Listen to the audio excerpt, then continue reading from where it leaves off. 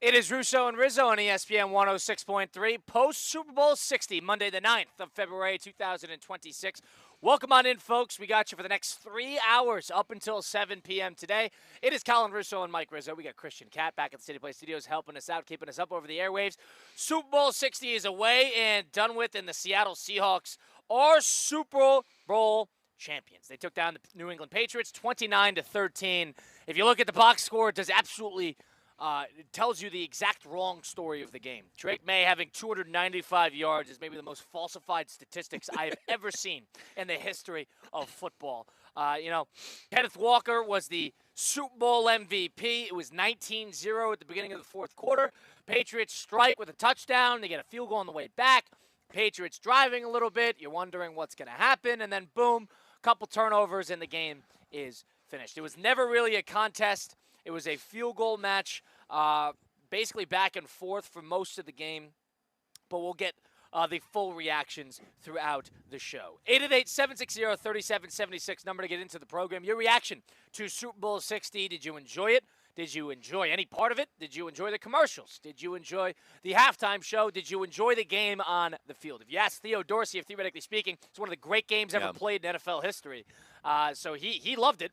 And Mike and I are on the other side of things that, it wasn't a good game. No. That's it. I couldn't wait for it to be over. There were 3 different times where I wanted to turn the game off. Now, the first half, you're like, all right, one half, right? Drake May, they're going to figure it out. The offense is going to – Colin, we didn't get their first down of the game until about 8 minutes left in the fourth quarter.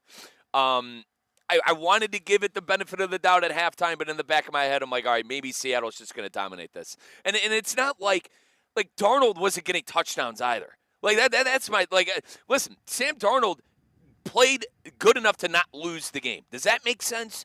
He didn't have that Darnold moment. I told you on Friday I'd be very upset if Sam Darnold handed that game on a platter to the Patriots, similar to how he's done in Christmas past. But he didn't do that. He didn't throw the interceptions, even though he's trying to. Dude, Collinsworth said it. He was throwing into tight windows in that first half.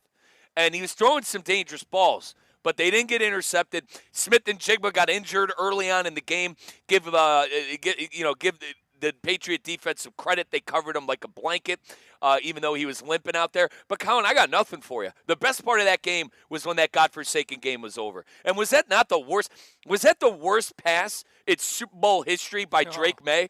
Colin, driving down the field. Let's go back to when I was 11, 12, playing jackpot in the street. Jackpot, dead or alive. Dude, he threw that into quadruple coverage. Now, did he think that he was going to come back to the middle of the field? Did he was it the wrong route? That was the worst pass ever, and the game was over. The game was somewhat interesting. I can't even call it interesting. For about 2 drives. The game was somewhat interesting for 3 minutes until Drake May threw the worst interception you'd ever seen. And listen, the offensive line for New England got hammered, fine. But that brother did not make any good decision. Outside of the touchdown to Matt Collins, it was a good ball.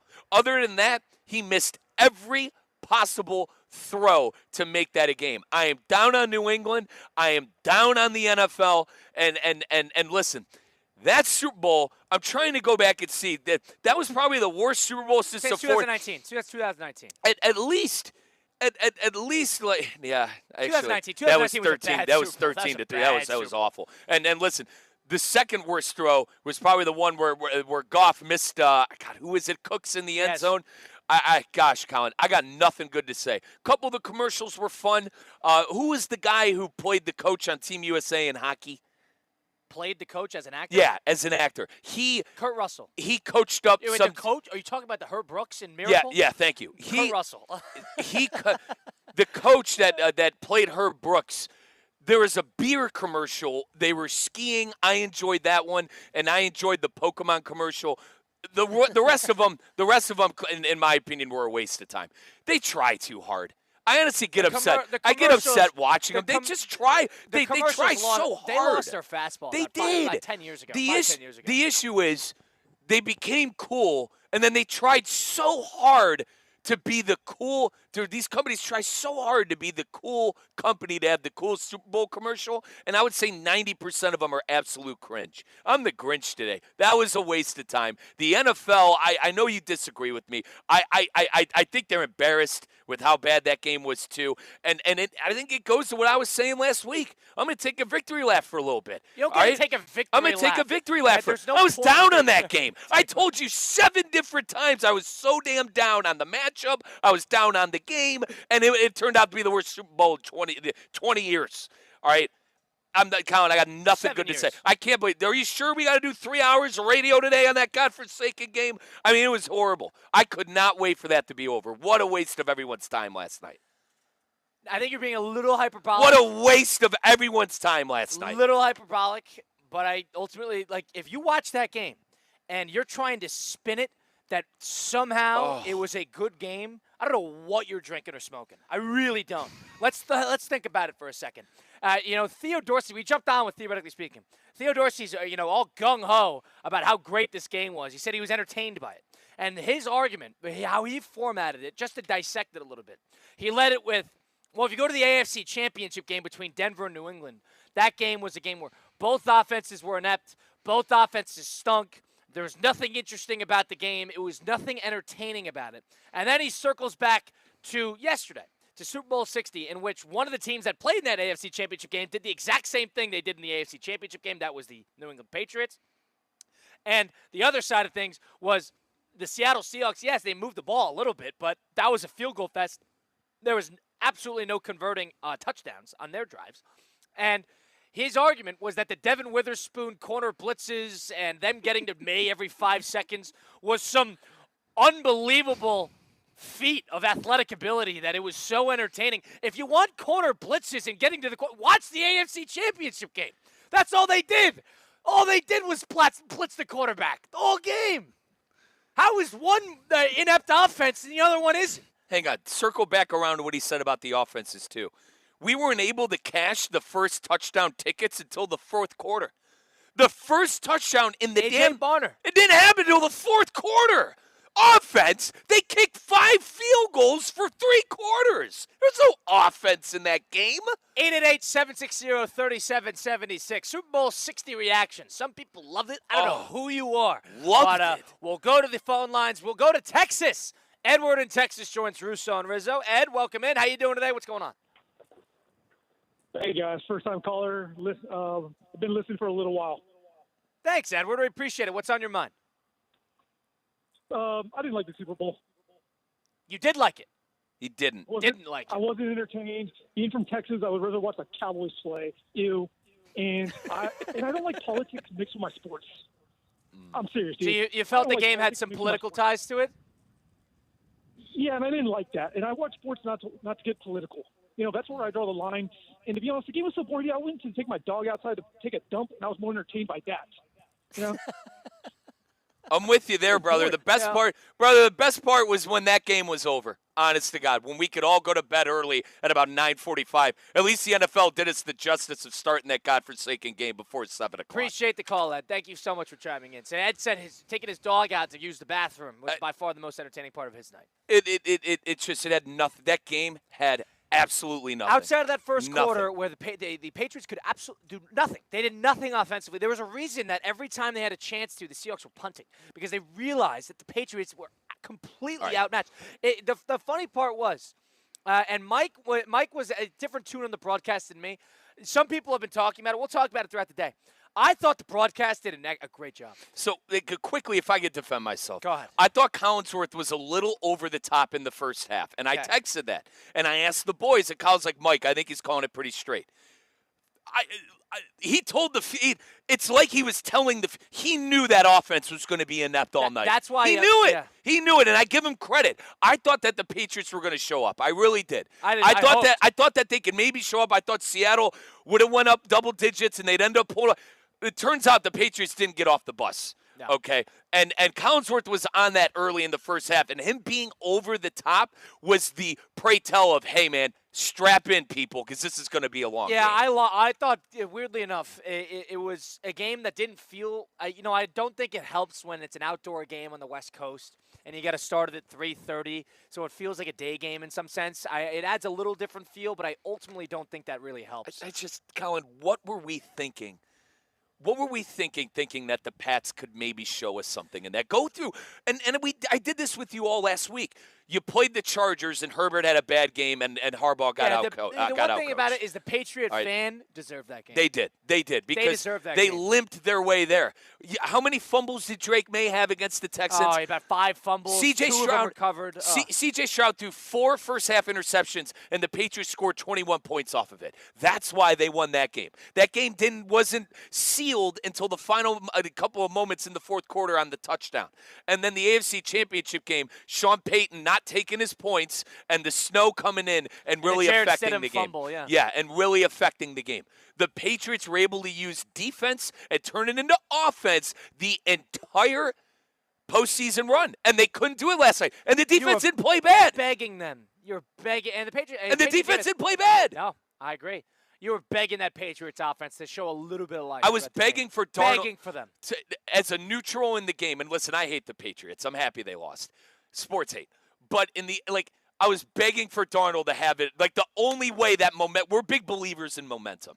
The only way the momentum was shifting is if Darnold made a mistake. That was the only way. And he made a couple of tight window throws. A couple of times Tirico's like, wow, and Darnold, really?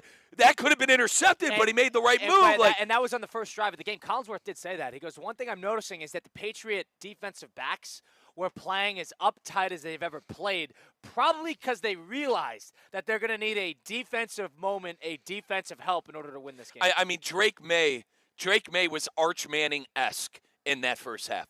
Could not complete a pass, missing every single wide-open target. And the cherry on top was right before the touchdown, the second half, when he finally, evades pressure and tries to find Booty across the middle of the field, and it goes right off his hands. I go, this game's over.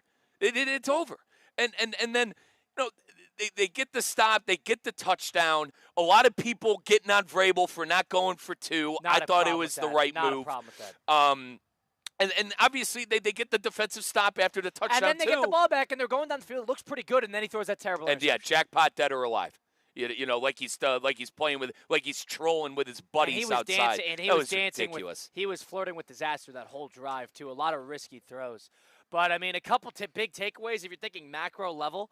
Number one was that Patriot offense. You could blame the line, blame May, too. Yeah. May did not have a single good postseason game this entire run. He played 4 games, and 2 of them were at home. He didn't play a single good postseason game. That Texan game, he was begging to lose. Oh, God. That Charger game was handed to them. And then the Bronco game, the only reason they scored a touchdown is because of Jarrett Stidham's fumble. And I still blame Peyton. I still blame Peyton for not going up 2 scores. Taking your points. Jarrett Stidham do a better job in that game than Drake May does? Get a better offensive line. Hindsight 2020, Maybe. You were right, kid. Is that crazy? You're Maybe? not. Maybe? Is that crazy? No, I think he's more composed. They got a better offensive line. That's all you need. Can I ask you something? How did that guy throw for 4,000 yards in the regular season? Oh, because they didn't play anybody. I was talking to Brian Rowitz, our content director, and he goes, Mike, I am hammering that Patriot under next year. He might be onto something. First place schedule.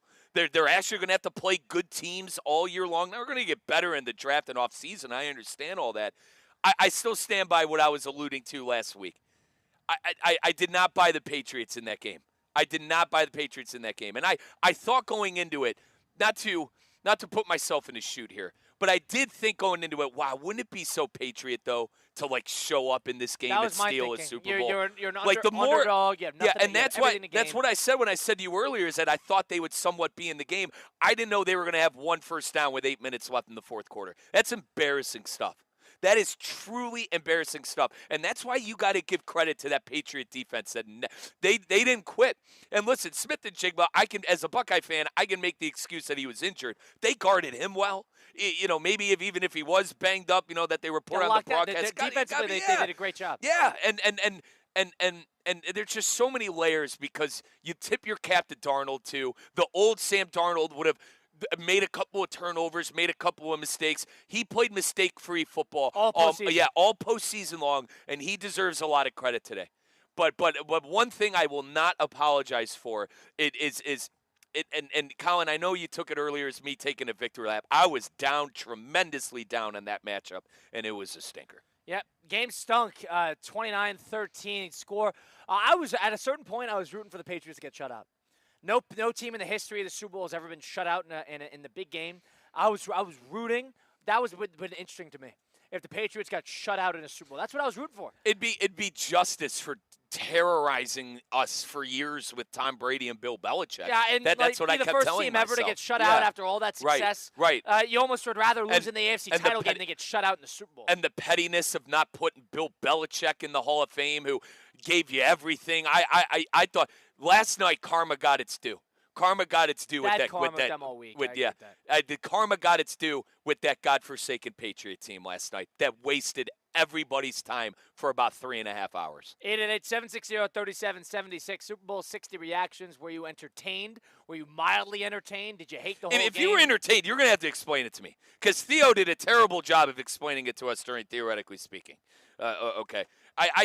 You root for good games. If you're a neutral, that's all we want. Like listen, close game. If you're a diehard Patriot fan and a diehard Seahawk fan, let me rephrase. If you're a diehard Seahawk fan, you loved the game. You dominated start to finish, and you won a Super Bowl. Never had trouble. No issue with you saying, mate, it's my favorite Super Bowl. My team dominated. Fine. But for me as a neutral, that was the worst possible thing that could have happened. So if you liked it, 888-760-3776, you're going to have to explain it to me. If you liked it as a neutral, you're going to have to explain that one to me. 888-760-3776. We go to Loxahatchee. Callahan joins the program now. Callahan, welcome back. What's on your mind? Hey, Jedi Master, completely right. Best part of the game was Joe Montana or the coin flip, man. That was the best part. Why was Joe Montana in the coin flip dressed like a backup dancer? Like he's gonna black skin tight long sleeve? Why was he dressed like that, man? Yeah.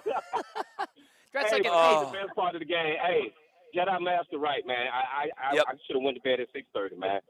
Yeah, Callahan, the force is with you, brother. Appreciate the call. Dude, Colin, the best part of the game was when it was over. The best part of that game is when I could go lay in bed after a long weekend in Tampa. 888-760-3776. David in Jupiter is on Russo and Rizzo. David, welcome in. What do you got for us?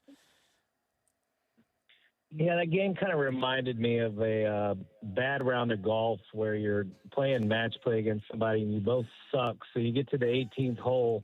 You have about the same distance chip, so you bet $5 to see who can get closer to the hole, or it was extremely boring. But it reminded me also of two teams that aren't very good in the regular season, and they don't really have a quarterback, and so they're just the rest of the team is trying to figure out how they can possibly win the game. I don't know what we witnessed yesterday, but it was incredibly boring, the boringest Super Bowl I've ever seen.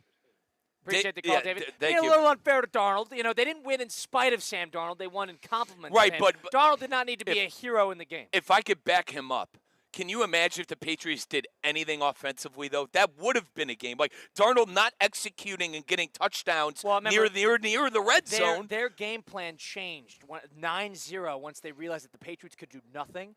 There weren't times where they were playing ultra aggressive. They were playing safe. Yep. They played conservatively from the second quarter on because they realized that as long as we don't make mistakes, we will be able to crawl to this victory. That was probably their game plan from the beginning.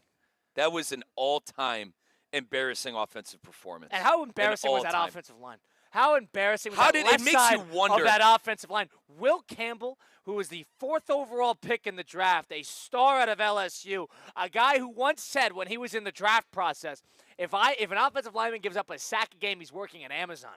So there's a low margin of error. He once said that. Will Campbell going out there and giving up about 20 pressures in the whole postseason, gave up 100 sacks, got toyed with all game long. And I'll tell you, Collinsworth did not give him a playoff. No. Collinsworth went after Will Campbell every time that guy got bullied, swindled, Well, dodged, whatever it might have been. If you remember, Colin, he was the guy in the draft which everyone said he had small arms, and he got really upset about that. And I feel like that's why he kept on trying to protect. Listen, that's a hard position to play. Joe Thomas was pretty bad this first year, too. And he had tough matchups because he had to deal with the Denver defensive line, the Houston defensive line, the Seattle defensive line. But he was terrible. He was awful. But that was just, like, it makes you wonder how the hell they got there. And they got there because the defense was able to generate takeaways and really put their offense in great spots. The AFC Championship game was an anomaly. All right, I love football games like that with the snow. This isn't me sitting here saying that, that game doesn't count. Don't take it for that. But the games that the defense truly won them the game was that Charger game, making Justin Herbert. You talk about a guy who should be working at Amazon. All right, it makes you think he should be working at Amazon for the third straight playoff dud. And then the C.J. Stroud. Seeing ghosts. My guy was seeing demons, and it hurts me to say that. I love CJ. But the defense was the reason that they were able to do anything offensively in the playoffs this year. And it goes back to the last place schedule and then beat the only playoff team that they beat were the Buffalo Bills. And it happened, sorry, Kyle, 5 months ago. They beat the Bills 5 months ago before the playoff run. What the hell? They played 14 or something like that. They played the Bills. They played the Bills the last time around, and Josh Allen came back from being down 3 scores. That was 3 games before the end of the season. I'm down on that New England team. Very down. I don't think very you're down. I don't think you're alone. There's no doubt. How many NFC teams would have beaten the Patriots yesterday? In the postseason. Let's go through them. The Rams would have beaten them. The Rams would have throttled them. The Rams would have throttled them. Not even a question. Would the Niners have beaten them? Probably. McCaffrey beats them. Fred Warner's back. Niners probably beat them. Let's be honest. McCaffrey. The 49ers. McCaffrey. No, again, better offense. You think McCaffrey. And an experienced team. That team would absolutely beat the Patriots yesterday. Not even a question in my mind. I know they don't have a lot of a pass rush. The Bears? Yeah. Why wouldn't? Give me a reason why the Bears would not have beaten them. Why would the Bears have not beaten them? Let's be fair. Carolina? They're probably the only team. Carolina would have had a chance. Tell me the Carolina they would have done what Carolina. Bryce Young would have been in that game. Though. They would have Carolina. Would have been in that game better than Drake May was. He would have been in that game better than May was. That's crazy to say. It's just like you can make an argument that every team in the NFC field, every single one of them, would have put up a better fight. I sit here and I just is that like can I blame Allen, Burrow, Jackson, Mahomes? Can I blame them? I blame them? It's not a quarterback problem.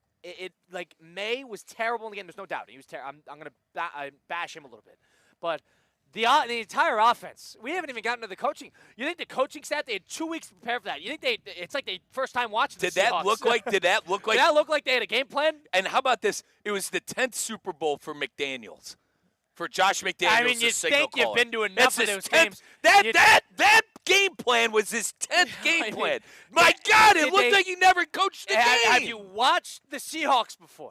After the third drive in a row where they're getting to the quarterback and impacting that left side of the line, you'd think that you would have game planned for that in some capacity. It didn't even look like they've even watched the Seahawks before. I think a gentleman walked in with a Lions hat on. I think the Lions, who didn't even make the playoffs, would have won that game last night. You could have got Dan Campbell's team, who has sat down for a month and a half. They could have brought them no practice, and they would have showed up better than that offense. Terrible. In that game, it's like in that game, all right, you die for a good game. I didn't even get to see touchdowns. Like at least in a blowout, it's all, dude. You see Smith and Jigba's catch? Did you see that? We had a kicking. Colin texted the Russo and Rizzo group chat and said, "Dude, we got to give the kicker the MVP." I thought. Who are you gonna give it to? I thought they should have. He scored more points than the entire Patriot team. What, you're gonna give it to Theo's guy, Devin Witherspoon? That's his guy. His guy. He's dying on that hill. That guy had a blast watching. The only person in the country that went on a microphone that liked that godforsaken game last night. Did he watch the game? I'm starting to think he was just at some Super Bowl party drinking cocktails and not really watching the game.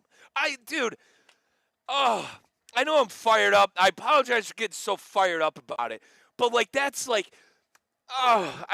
you're sitting there at halftime going, all right, They're gonna have a game plan. McDaniel's been here before. They're gonna start Patriot magic that we know so Can well. you bring? Hey, can you bring a tight end over to Will Campbell? Can you bring a tight end over? Can we get outside the line of scrimmage? Can we have Drake May use his legs a little bit more? That was elementary. The game, and I love Vrabel. All right, for obvious reasons. I'm not back at the ranch and can't hit the hotkey forever.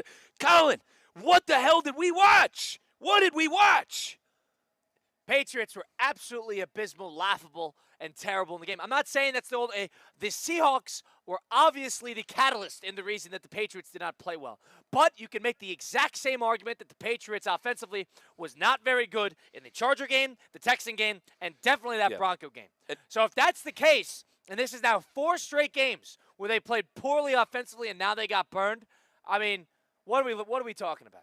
And yes, the Seahawks defense is great. We know the Seahawks defense is great. Nobody is doubting that the Texans defense was great. The Broncos defense was great. Yep. All of those defenses did well against New England. Every single one of them. So every single one of them played great. And all those defenses, all the defensive lines, they all got to May. Every single one of them. So it's not just a Seahawk thing. So I'm not walking away from this thinking, boy, what a defense. I'm walking away from this thinking, this is the 4th straight defense that has bothered that offense. Yes. Come on. Yes. How are they in this game? 888-760-3776. Jack in Indiantown joins the program. Jack, welcome in. How are you? I'm doing great. Hey, listen, I think it was a great defensive game on both sides of the ball. That both offenses were terrible. Yes, Seattle won, but, they had better field position, and I just think it was a good defensive game. And you got to give the defense credit. We won a high-flying offense that's putting points on the board, and this team dominates the other team. Well, that didn't happen because they're both there, from my perspective, because of their defense. And Seattle's got the number 1 defense in the NFL. I understand that, all right? And I'm a guy who I don't need 45 to 43, but may I please get more than 1 first down in 3.5 quarters? Can we move the ball a little bit, brother? If it's going to be a defensive battle, can we at least have it be closer too, Jack? That's the one thing I'd add to that. It was 19-0 at one point. Yeah, 19-0. You never thought the Patriots are going to be in the game. I understand the defensive battle. 10-10 fourth quarter is a defensive battle. Right. The stench of the offense, to me, I didn't care about how great the defenses were anymore with how bad the New England offense was, if that makes sense, partner. It does. I hear you, but look, it was field position for Seattle, and Seattle could run the ball a little bit. And you know what? They got down there and they couldn't put 7 on the board. They kicked 5 field goals. So even New England's defense, they played a great game, I thought.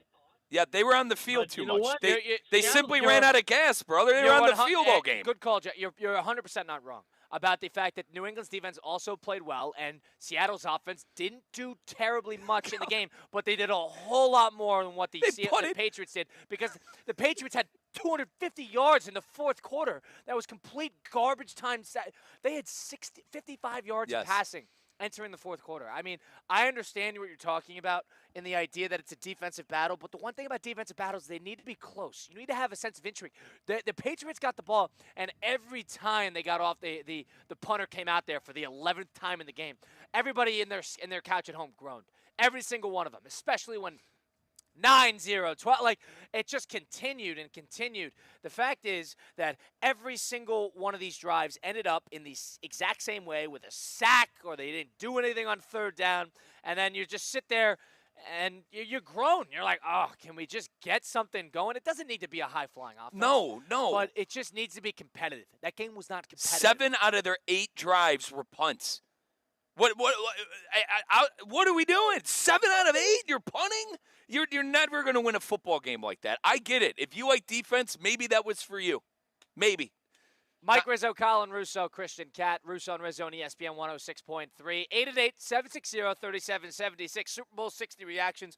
What is yours? Mike and I are not a fan of it. Some people see it like Jack in Indiantown for the defensive battle that it was. I understand the point of view, but my perspective is I would rather it be a little bit more of a competitive ball game, and that it wasn't. We're sitting outside the SoFi Center at TGL. You've seen some of the PGA Tour's best on the course. You saw them over the weekend at the Phoenix Open at Waste Management, and you're going to see them tonight at TGL in the arena in prime time. Season 2 of TGL is here. It's going on, presented by SoFi.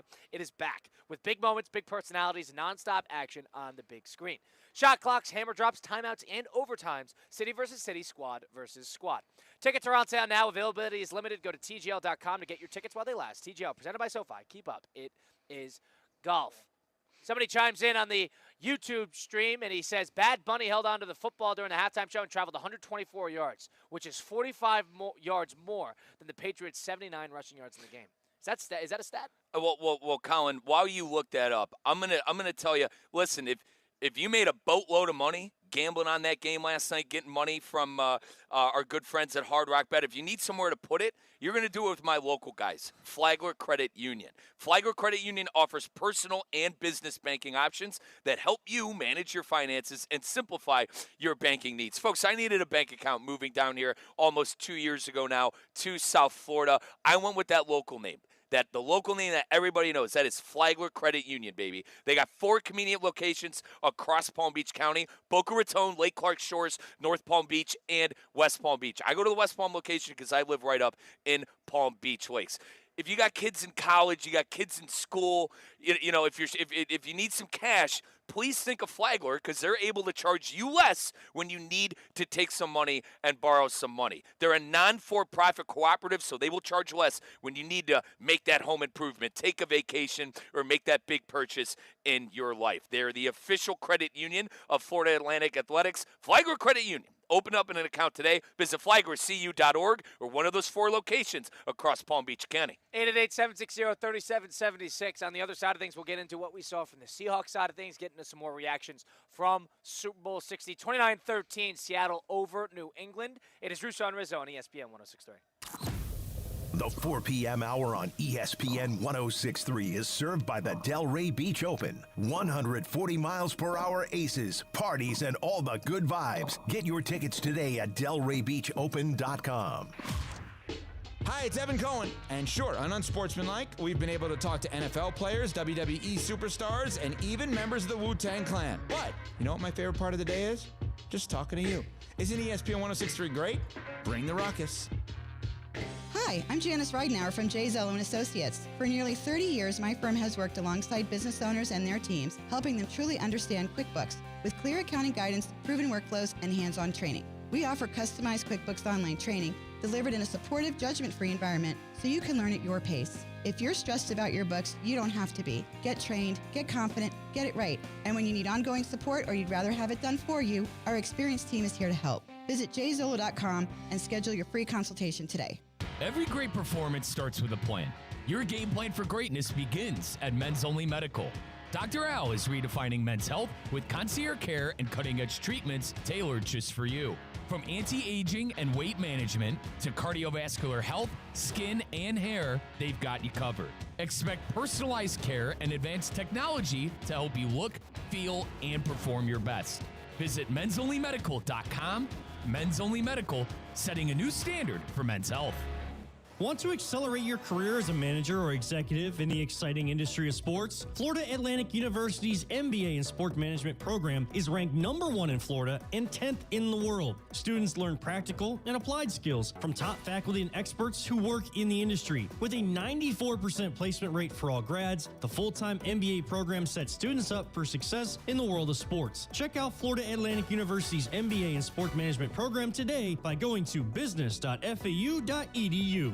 Ready to take on any terrain? The all-new 2026 Defender 110 P300S is here. Built for those who crave adventure without compromising on luxury. Lease the powerful 2026 Defender 110 P300S for just $899 per month for 36 months. Whether you're tackling the toughest roads or cruising the city, the Defender is ready for it all. Don't wait. Visit Land Rover Palm Beach today and experience the Defender like never before. Terms and conditions apply. See dealer for details. Business owners, are your employees driving you nuts? Is money tight? Or have you just poured your heart and soul into your business and now it's time to retire and just relax? At Transworld Business Advisors, they have buyers from all over the world ready to buy your business now. Call for a confidential conversation about your business's current value. 561-203-5121. That's 561-203-5121 or visit tworld.com today. She ain't gonna tie me down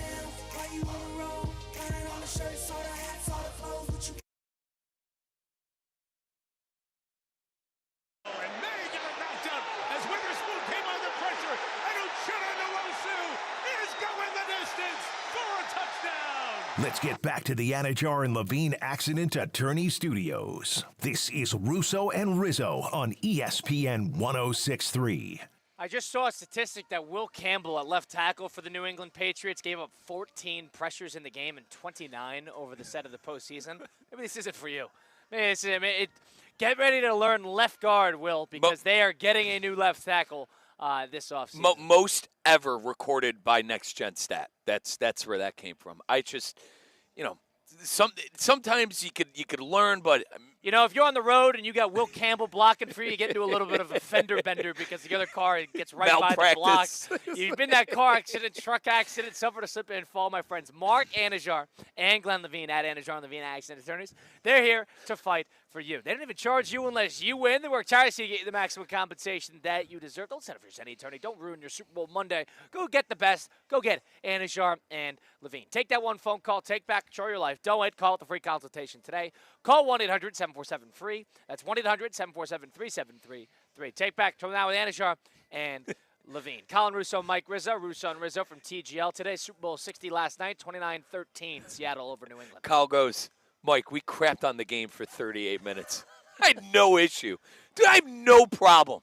Listen, the NFL might be bulletproof. They're going to come out with I'm curious what that rating is. They're going to come out with 110. That's a good rating. And listen, with Bad Bunny and how much everyone liked that, I'm assuming this is going to be a really good rating for the NFL. Listen, I didn't think the NFL had a good year this year. I'm going to be completely honest, man. The product was not that the product wasn't that good for me this year. Well, let's think. The one thing I'll say, the wild card round was excellent. Remember, that's when they had the Panthers-Rams to start us off, Bears-Packers on that Saturday night. The opening game was Bills-Jags. I'll give you that. Then it went to Eagles-Niners, which was great. And then the last two games stunk, but that was five straight great games with fourth-quarter comeback. Then you get to the divisional round, and you had that great game, Bills-Broncos, on top of that, which was an awesome game. The Patriot-Texan game was ugly, but it was a snowfest, so there was something enjoyable to watch. And that Ram-Bear game was an excellent game on top of that. Let me rephrase. I just think you look at the teams like Seattle, I guess, was that great team. You got to call them that. You got to give them credit. They won the Super Bowl. They were a great team. There's no doubt about that. You got to give them credit. Absolutely. Outside of that, it really was a two-team race for me. It was Seattle and it was the Rams, and I thought there was a pretty significant gap between everybody else. I made that I did not – comparison's the wrong word. I made that evaluation. How about that? I made the evaluation after the Thursday night game. That's where I made the Thursday night game where Darnold almost lost the game. And I said, and I'll claim it, I'll eat a crow. I said, you can't win a Super Bowl with Sam Darnold after watching that win that the Seahawks had because he did everything in his power to make them lose the game. After that game, he put his foot in the sand, and he played pretty clean football. He didn't turn the ball over, and you give him credit there. But after that Thursday game, I said, this is the Rams or this is Seattle. And I thought Buffalo could have been that team too. Is that me and my bias for Josh Allen? And I love Buffalo Allen. Deserved to lose. They did, and they lost because their star quarterback threw 4 interceptions in a game that the Broncos were begging them to win, even with their starting quarterback, Bo Nix. We found out, in my opinion, last night there were 2 teams in the NFL, and they played in the NFC Championship game. Do you want to know? Like, I think, like, Colin, you brought up the wild card round. I agree with you. Other than that, and the Bears and Seattle and the Rams, the game stunk. They did. Being a little unfair. That game stung. Bronco-Bill game was a great game. It was that fun. Was the first game on Saturday. That was a great game. And the snow game was fun for me. The nostalgia of playing in the snow and watching the teams battle it out, and the battle of wits. To the sense, the NFC Championship was a good game, and I enjoyed the AFC Championship for what it was. Yeah. Obviously, objectively speaking, it wasn't as entertaining, but it was a close game, and that's all I could ask for in the AFC title game. Super Bowl absolutely stunk, so no doubt about that. If you want to really get into the depths of it, the Christmas games were interesting because they were close, but the actual players weren't playing because they had everybody hurt. And then on top of that, remember, that's when they had Josh Johnson going, and on Jared Goff was awful. The Thanksgiving games were excellent. Thanksgiving games is when you had that Lion-Packer game, which was great, that Chief-Cowboy game, which was great, and then finish it off with Joe Burrow's return against the Ravens. How does this kid, Drake May, throw for 4,000 yards in the regular season and look like he's never played the position before in the NFL playoffs? There's no doubt about that. How do you? It's a learning, and Collinsworth said it. It was a learning experience. That really is a learning experience. Fine. But how do you throw for 4,000 yards in the regular season and look like you never played the position before? I got a real issue with that. And I think last night with Sam Darnold, listen, I gave Darnold his flowers. But with Darnold hoisting a trophy last night, the position is down. See, no, the quarterback position is down. This is you. The position is down. This is you not liking That's not Darnold. true. Donald did exactly what he needed to do to win the game. You got to give him that. The quarterback play in the NFL is down. It is. You got to be a little fair because Darnold did exactly what he needed to do to win. And if you want him to throw for 500 yards, he did in the NFC Championship game. You heard a little credit there. You heard Brady talk about it before and had the opinion that, hey, quarterback play is down. There's no and doubt. He alluded to these guys not being ready, maybe coming out of school. He complained about the offenses in college, whatever it may Too much be. turnover. Sure. And maybe I'm part of the issue. All right, we've gotten in it numerous times on how I'm ready to move on from a guy too quick or whatever it may be. All right, but I think last night, and you can say it's unfair. That's fine, Kyle. But I think last night we saw that position struggle mightily. I mean, Darnold, he didn't make any mistakes, but geez, maybe a couple of touchdown drives when the Patriots are going 3 and out 8 straight times in a row. I didn't even think, weirdly enough, they got into field goal range a lot. They had good field position the entire game. I get it, but he made a couple plays to get them into scoring position. They never tried to risk it on 4th down, and it was the first time in a while that we saw a coach take his points consistently throughout the game. I had absolutely no problem with doing it, and they ended up walking away from the game, and they were never in trouble. Yeah. Imagine if they went for it on 4th down a couple of those times because, the caffeine that offensive-minded coaches wanted to go for it. Dude, Ben Johnson was in that game. Here's the thing. That would have been a close one. Kyle, and listen, McDonald, good coach. He knew. He knew. We could crawl and win this game. And Collinsworth, ironically, it's like, for me, listening to Chris Collinsworth on the broadcast last night, I'm surprised it's like, you were down. hang on, hear me out. I'm going to compare it to something. I'm going to compare it to Rocky IV. The Russian crowd hated Rocky at the start of the fight. But at the end of the fight, you started getting behind him. You started rooting for him. Collinsworth read the writing on the wall that Patriot offense was going to be absolutely abysmal all night long. And golly, was he right. People want to pound Collinsworth. Right. They don't like Collinsworth to play as the color. Collinsworth was awesome yesterday. Collinsworth added a lot of life into a game that had absolutely nothing going to it because he was so disgusted with what he was watching from that Patriot offense. You couldn't help but to smile. He was sitting there thinking that, oh, my God, what is May thinking there? This offensive line is completely outmatched. They need to change something. What are they doing? They haven't made any adjustments. The best was that he is going on and on, pounding this offense, saying they're completely outmatched. I love that. I thought that was very candid. You don't see him that candid often because there's not a star quarterback in the game that he can sit there gawking over for 3 hours. Tell everyone what you told me before the broadcast why you was so upset. Was because what? He gets how many of these every year? Think about it. If you're Chris Collinsworth, you get one of these games every 4 years. You get a game because now ESPN has the game next year. So then you get ESPN, then CBS gets another game, then you're going to go back to Fox, and then you go back to NBC. We're talking about, what is that, 3 years from now, an extra 4, so 2030, they get the game again. So in 2030, Chris Collinsworth gets to call another biggest game of the year, and he's going to have to sit there and think, boy, I got stuck with this. Oh.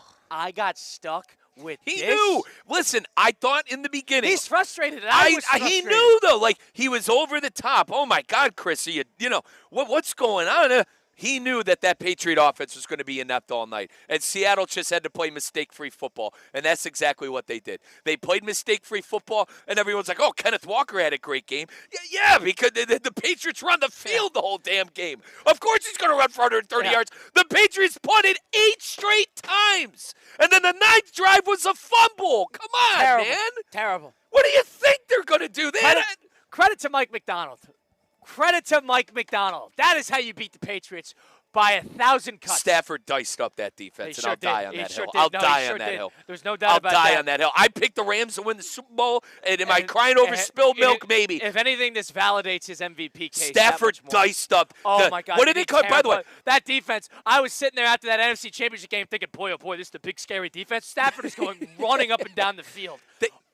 Non-stop. Oh, my gosh. Dude, in the 2 games, that Thursday night football game and the NFC Championship game, I think he threw for 1,000 yards in 2 games. I think he threw for 1,000 yards in 2 games. I didn't know the nickname was the Dark Side. As a Star Wars fan, I appreciate that. The defense. Did you hear that on the broadcast? Even Collinsworth was like, this dark side defense. I'm like, what? Where the hell did this come from? I've been watching football all year. I've never heard someone call him the dark side. Oh, God. You know you're reaching. You're reaching when you got to follow storylines like that. That was a godforsaken game. I appreciate, listen, Theo knows we love him to death, but he's dead wrong. He's 1,000% He's dead wrong. Never seen somebody more wrong. And then our great caller in Indiantown who loves the defense. Listen, guys, that was a miserable game. That was Colin said it earlier. That was Patriots and Rams in 2017. And then I'm going to have to go back and look at the list because this was a stinker. It's probably the worst since that Seahawks-Bronco game before that. At least he got touchdowns. At least Russell Wilson and Marshawn Lynch were scoring touchdowns. That game stunk. But Colin, at least I was watching them go in the end zone. Yeah, I didn't get a touchdown. People like being entertained by a blot. Guys, I'd rather a close game. I don't care what the score is. I'd rather it be That was a blowout? Is there any intrigue? What's worse? All right, so let me set this straight. That was a blowout, not a close game, and not entertaining. That hit the trifecta of a Russo and Rizzo nightmare watch. Colin and I, unless it's UConn hoops, the Jags, the Hornets, or my teams, my Ohio teams. Hornets who have won 9 in a row and are playing the Pistons tonight. Go ahead. If we're on that anyway, the great weekend of college basketball too. I don't want to hear any crap about college hoops. Go ahead. But unless it's one of our teams, Russo and Rizzo roots for a good game. Why else are we watching these games? We want to see it, a close game come down to the wire. Big players step up in big moments. I didn't get a damn touchdown until A.J. Barter walked across the end zone in the 4th quarter. Great call, first touchdown. Great call. Correct. I was dead wrong. I buried our parlay. You buried our parlay. I buried our parlay. I had money on that. That was $1 to win 108. I buried our parlay with Jackson Smith and Jigba, which was shut down. He was injured. He was not injured. He was injured. Shut down. He was injured. He got shut down. Colin, we weren't cashing first touchdown bets until the 4th quarter, man. That game sucked. I don't know who needs to hear it. What's going on with Men's Only Medical? I'll tell you what, Doc Al is changing the game in West Palm Beach with the one-stop shop men's health clinic. You go around town, you see numerous, wellness centers for women. We finally got ours, boys, and that's over at Men's Only Medical with Doc Al. If you have hair loss issues, all right, Doc Al does state-of-the-art hair loss solutions. I'm going through the nutrition and weight management program. I got on the Staiku body fat test, which does the 360 camera. It measures how much body fat you have, what you're dealing with, and the best part is Doc Al is able to go with you what foods you should be eating that is tailored specifically for you. I didn't even get into that. I needed a doctor. Being down here in West Palm Beach. Doc Al is my primary doctor. Because with the concierge healthcare program, I could hit up Doc Al whenever I want. If I got something going on, it's not, as I say, waiting on a call for 15 minutes till you talk. You're screaming at the operator, real person. I'm texting Doc Al saying, Doc, I need to get in. The last time I did that, you guys know I'm a big runner. I was running my 5K. I go, God, what the hell's going on with my toe? I hit up Doc Al. Doc, I got something going on. Riz, I could get you in today. That's the kind of service you're getting with the concierge healthcare service. It is the one-stop shop. Men's Only Medical. You got everything you need over on North Dixie Highway. Go see Doc Al. Go see Nursey. Tell them ESPN West Palm and Riz sent you. Legends of the weekend coming up on the other side of things with Christian Cat. Stay tuned for it. It's Russo and Rizzo on ESPN 106.3. Live from the Anajar and Levine Accident Attorney Studios. Anajar and Levine Accident Attorneys. Call 1-800-747-FREE. This is ESPN 106.3. A resort destination beyond compare, yet conveniently close to home. The Breakers Palm Beach offers everything you desire with the service you deserve in a breathtaking oceanfront setting. Immerse yourself in unparalleled seaside glamour and enjoy all the Breakers has to offer as you create lasting memories with those who matter most. The best part, you don't have to travel far to feel worlds away. Visit thebreakers.com or call 1-800-BREAKERS today. Mike Rizzo here. Moving soon? Trust the pros who move the pros. Call Good Greek for your total relocation solution. From packing and storage to local and long distance moves, Spiro and his team at Good Greek Moving and Storage have you covered. They've been trusted by families, businesses, and they're now the official movers of the UFC. Call the world's only total relocation company. Good Greek Moving and Storage. Your superhero movers. Car buying just leveled up at Greenway Kia West Palm Beach. We're now open at 7 a.m. Shop early, skip the crowds, and get on with your day. No pressure, no nonsense. Just real people who listen, including female sales professionals ready to help. And check this out. The invoice is on every new car. No games, no surprises. No time to stop by? We bring the test drive to you, home or office. Buy the right way at Greenway Kia West Palm Beach. Early, easy, exceptional. It's Tina. You know how important it is to keep your car running. And when it comes to my car, I only trust St. Lucie Battery and Tire. They've been taking care of South Florida for over 50 years, and they're still family-owned. Need new tires? They've got all the big brands. Battery issues? They've got it. Cars, trucks, boats, RVs, and even commercial fleets. And if you ever get stuck, their 24/7 roadside emergency service is a total lifesaver. Go see my friends at St. Lucie Battery and Tire, slbt.com. They'll keep you going. We know exactly what you're not thinking about right now. Wiper blades. But now that you are, take a moment to think about how Rain-X is the #1 brand of wiper blades in America. Why? Because Rain-X thinks about wiper blades all the time. We obsess, so you don't have to. Simply install our blades and then think about literally anything else. So choose Rain-X, America's #1 wiper blades, and then go back to not thinking about wiper blades. Rain-X. Outsmart the elements. Pizza's here. Oh, great. I'd love some, but I'm worried about my stomach issues. If you're worried about having diarrhea, gas, bloating, stomach pain, or loose, oily stools, it may not just be stomach issues. It could be a condition called exocrine pancreatic insufficiency, or EPI. With EPI, the pancreas doesn't release enough enzymes to break down food, but EPI is manageable. Use the symptom checker on identifyepi.com and talk to your doctor. That's identifyepi.com. Sponsored by AbbVie.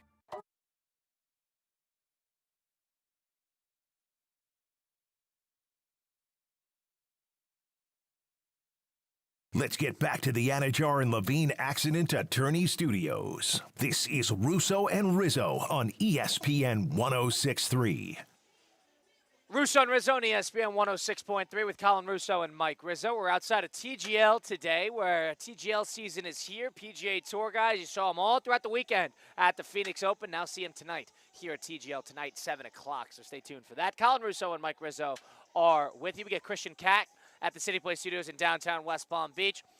It's on its way, the James Hardy Pro Football Hall of Fame Invitational. Let's figure out who our legends of the weekend are. Warning, this segment is not for casual fans. If you seek the average, The second highest scoring tie game in NFL history. tolerate the mediocre, Each team got a field goal. All right, that's it. No more. or celebrate good enough, Sometimes you're just happy to be invited to the party. this is not for you. 40-40.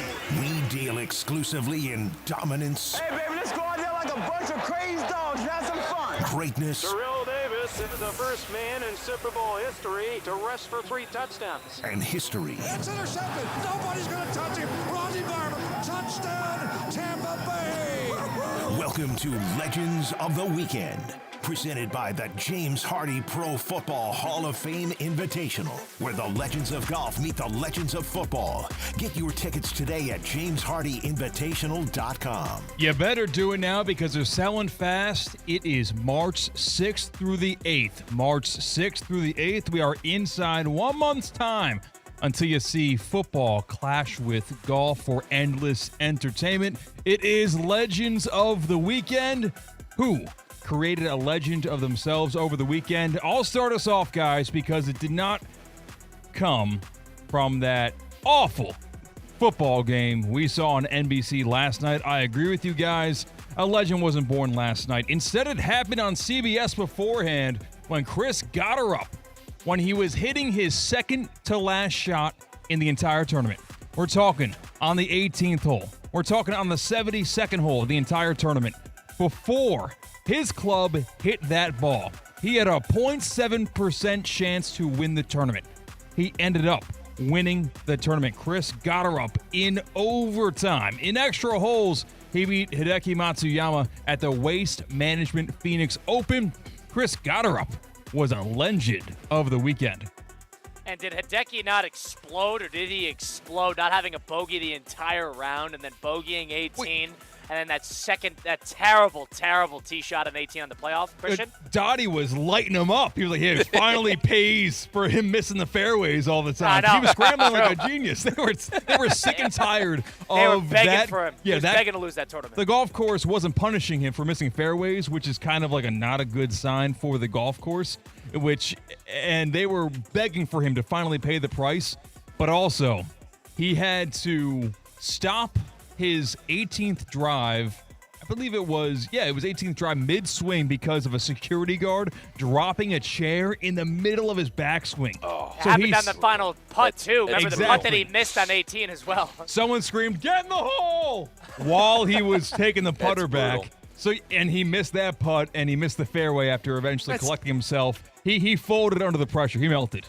That's the shtick of that tournament. Those people tried to do too much out there in Arizona. My brother went there, so my brother went there. I asked him, I'm like, dude, would you go? He goes, Mike, I will never go back. He goes, I'm all good. I'm all good. Yeah. Well, is he a golf fan? He loves golf. He loves golf. He said, Mike, that's a one-off. That's what he said. He said, Mike, I went one time, and I'm good. I'll never go back. I think that's a good point. That probably is right. It's a one-off if you're a golf fan. If you're just a heavy drinker, that might be an every single year destination to go because you're just there for the social event and the happy hour. The best, Christian. I hate bad scheduling, too. What are they doing? Playing that playoff, basically when the planes are going overhead, Charlie Puth in the stadium, dude, that's and you got Hideki figuring out what the security guard dropped the chair, that's tough, man. And he's trying to line up his tee shot on the playoff. Can we move this up a little bit, just a tad? All right, that I thought was a disgrace. It's a tough scene. I hate bad scheduling. Put that tournament another weekend. I mean, or start it an hour earlier. All right, Christian, can I have my legend quickly? It's the Super Bowl. My legend of the weekend, believe it or not, is whoever schedules college basketball. Because on Saturday, I was out. If you were listening to the show on Friday, excellent slate. If you were listening to the show on Friday, I left for. You knew I was going to Tampa this weekend, and we were out in downtown St. Pete. All day. My buddies and I, we bet on all the games with our good friends at Hard Rock Bet. And, dude, you had instant classic after instant classic at 6 o'clock. You had the Duke-UNC game. Awesome game. You had Illinois and Michigan State wrapping up shortly after that. And you also had Kentucky, the Wildcats, baby, coming down the second time that they came back from 17 points against Tennessee. Whoever is scheduling college basketball is truly a magician. That is my legend of the weekend. 3 great games. And then, Colin, I'd be remiss if I didn't mention A.J. DeBanza and BYU playing Calvin Sampson's Houston team. By the way, you see Sampson complaining he doesn't have enough money at Houston? It's a bad look. When he has 2 5-star freshmen starting in his lineup. Brother, it's a bad look. He's got a guy who's going to be the 5th pick in the draft as a true freshman. I mean, come on. Bad look. But Duke UNC was awesome. That was the first. Dude.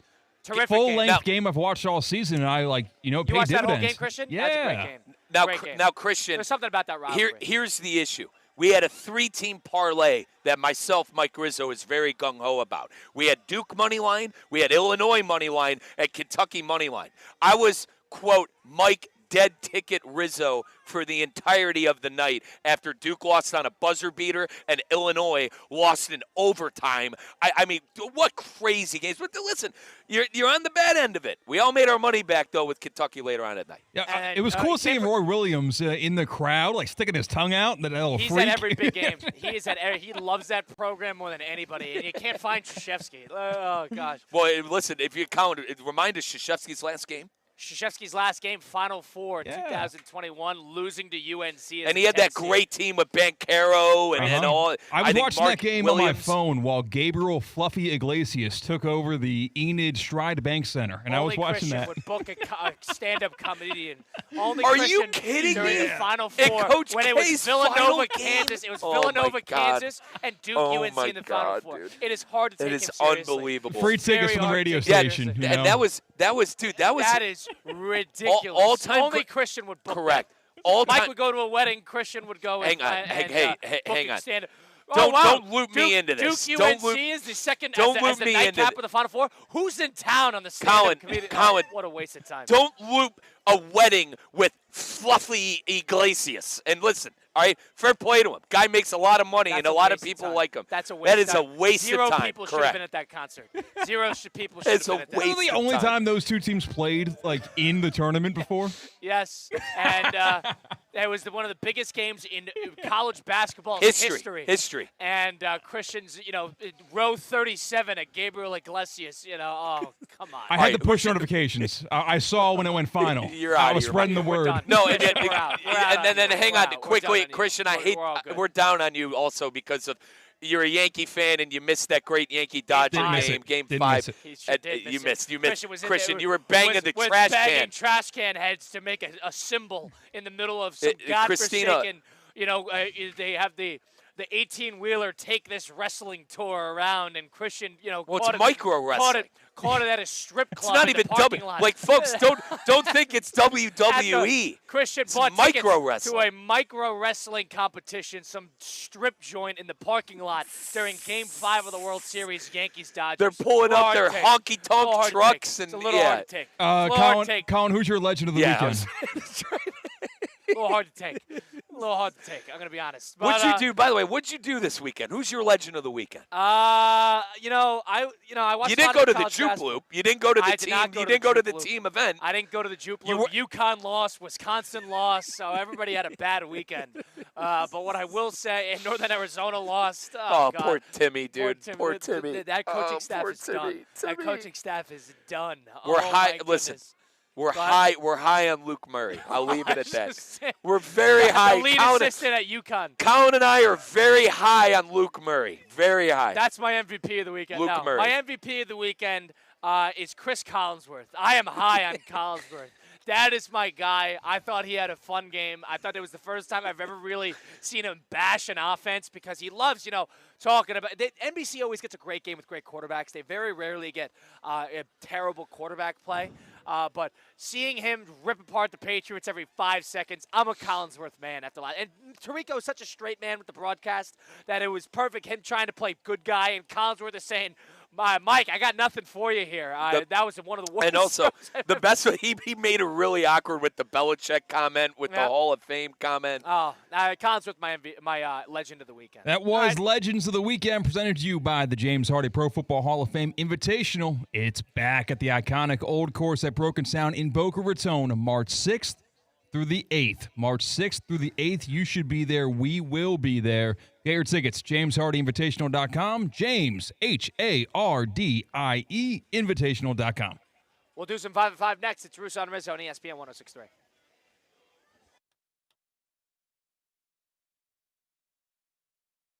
Offering $5 off any wash every Monday at all 6 convenient locations. Men's Monday at Unlimited Auto Wash. Don't miss it. Every great performance starts with a plan. Your game plan for greatness begins at Men's Only Medical. Dr. Al is redefining men's health with concierge care and cutting-edge treatments tailored just for you.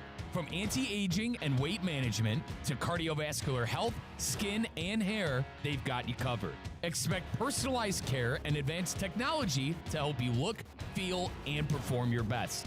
Visit mensonlymedical.com. Men's Only Medical, setting a new standard for men's health. Kaiser University's flagship campus, the 100-acre residential campus at 2600 North Military Trail in West Palm Beach, extends Kaiser University's educational offerings to over 100 degrees within the heart of South Florida. Kaiser University also has an athletic program with 27 national championships, including their third championship in women's soccer. Visit KUCHawks.com for the latest on the championship athletic programs at Kaiser University. What would you do with an extra $700? You can earn up to $700 per year with Boost Checking from Flagler Credit Union. Boost Checking pays 7.0 annual percentage yield on balances up to $10,000. That's up to $700 extra to do what you love. Boost Checking from Flagler Credit Union. Requirements apply to earn the highest dividend rates. Limit one checking account per membership. Dividend rates and annual percentage yield subject to change. Business accounts do not qualify. Insured by NCUA, official credit union of Florida Atlantic Athletics. Hi, it's Evan Colin from Unsportsmanlike. Apparently, superfoods are the answer to all of your problems. Antioxidants, adaptogens, something called ashwagandha, I don't know what that is, and now ESPN 1063. We're certified clean, green, and help digest bad takes. Get yours now. On eBay, every find has a story. Like if you're looking for a vintage band tee, not just any tee, the band tee. You wore it everywhere until your best friend stole it. Now you're on eBay, and there it is. Same tee from the same tour. The things you love have a way of finding their way back to you, especially on eBay. Where else can you find that mint trading card you searched everywhere for, or your first car, the one you wish you never sold? It has to be eBay. Shop eBay for millions of finds, each with a story. eBay, things people love. My name is Whitney Allen, and I'm a widow. My husband, Ryan, died. We never thought we'd ever have to use life insurance, but the unexpected happened. With Ethos, signing up was fast and 100% online. You can get a quote in seconds, apply in minutes, and get same-day coverage. No medical exams, and you can get up to $3 million worth of coverage. I'm grateful we were prepared. Get your free quote at ethos.com/game. That's ethos.com/game. Paid spokesperson. Time spent on application may vary. Online health questions required. Anna Joran Levine. Call 1-800-747-FREE. That's 1-800-747-3733. ESPN 1063. WESP Jupiter, a Good Karma Brands radio station. The countdown is on to Palm Beach's PGA Tour event. The Cognizant Classic in the Palm Beaches returns to PGA National Resort and Spa to kick off the Florida Swing February 25th through March 1st. Secure your spot to watch the pros take on one of golf's toughest stretches of holes at the iconic Bear Trap, while enjoying plenty of fan activities, local bites, drinks, and more. Tickets are on sale now at thecognizantclassic.com. Don't forget, 2 kids get in free with each ticketed adult. Whether it's a clutch touchdown pass, a game-winning dunk, or an impressive dash to the finish, we want to highlight the best performance of the week. The winning performance will receive $500 courtesy of Baptist Health Orthopedic Care. Catch the biggest moments and winners all season long on ESPN 1063 and ESPN West Palm Play. Nominate them today by emailing highschool@espnwestpalm.com. Baptist Health Orthopedic Care. Welcome to being treated like a pro. The 5 p.m. hour is presented by Good Greek Moving and Storage, the world's only total relocation company. Local or long distance, they've got you covered. Good Greek Moving and Storage, your superhero movers. Many people start trimming trees when they hear a storm is on the way, but that leaves piles of branches on the ground that could become dangerous projectiles during a storm. Instead, having a year-round trimming plan is better for you, your neighbors, and the Solid Waste Authority of Palm Beach County. When trimming is done correctly and on schedule, your trees are stronger and more resistant to wind damage.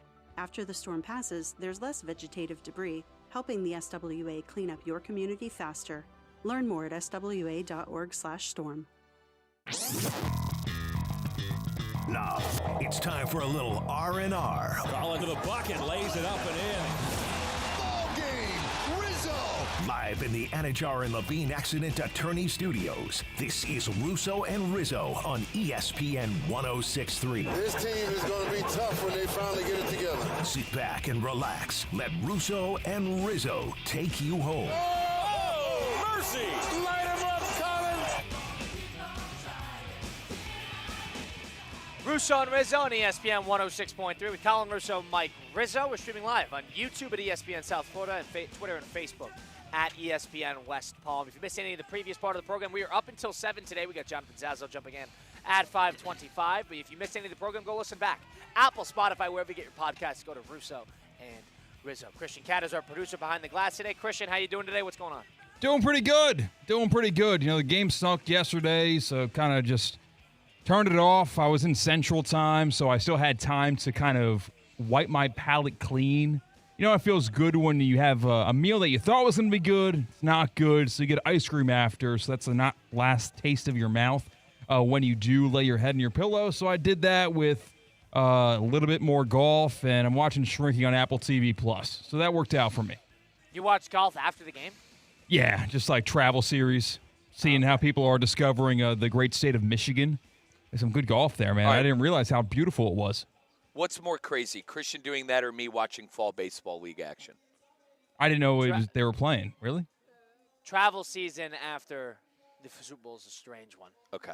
That's a strange But one. no, Christian, the fall league, the Arizona fall league is where all the top prospects not play. even watching it live. Just Yeah. watching I it. just Oh, started that's so watching. confused. It's like it's February 8th. No, Mike's watching. Mike watches. I was watching McGonigal, the top prospect. It's a waste of time. He's wasting his time. Friggin' He's ripping wasting his time. ripping shots down the down the left field line. Wasting his time. Wasting his time. Anyway. Yeah, that does puzzle me. I can't combat with that. You know, Well, I'm just I throwing got it on well, YouTube. Christian. What about Merrimack Queens on a Saturday night in college basketball? Oh, sorry, you had to remind. No, yeah, that is godforsaken. I was Yeah, watching Houston and BYU. You weren't watching Houston and BYU? Yeah, I didn't watch the whole game because it started at 10:30, which is a waste of time. I was how about this? How about this, Christian? I was in St. Pete, and remember that bar where Colin had everyone doing the cadence at? I wasn't there, no. But there was a bar that happened. But did you see?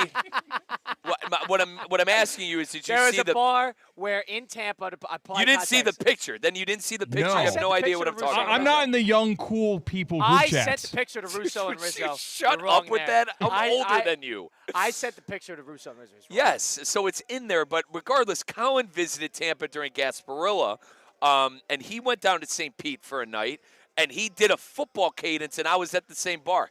I took a picture. I said, "Is this where you went Gruden and Bob Greasy in the middle of the streets of San Francisco doing your cadence?" He goes, "That would be it, Riz." So, anyway, I've never received that picture, Colin. I'm sorry. You sent it to a different group chat. I've never seen that image in my life.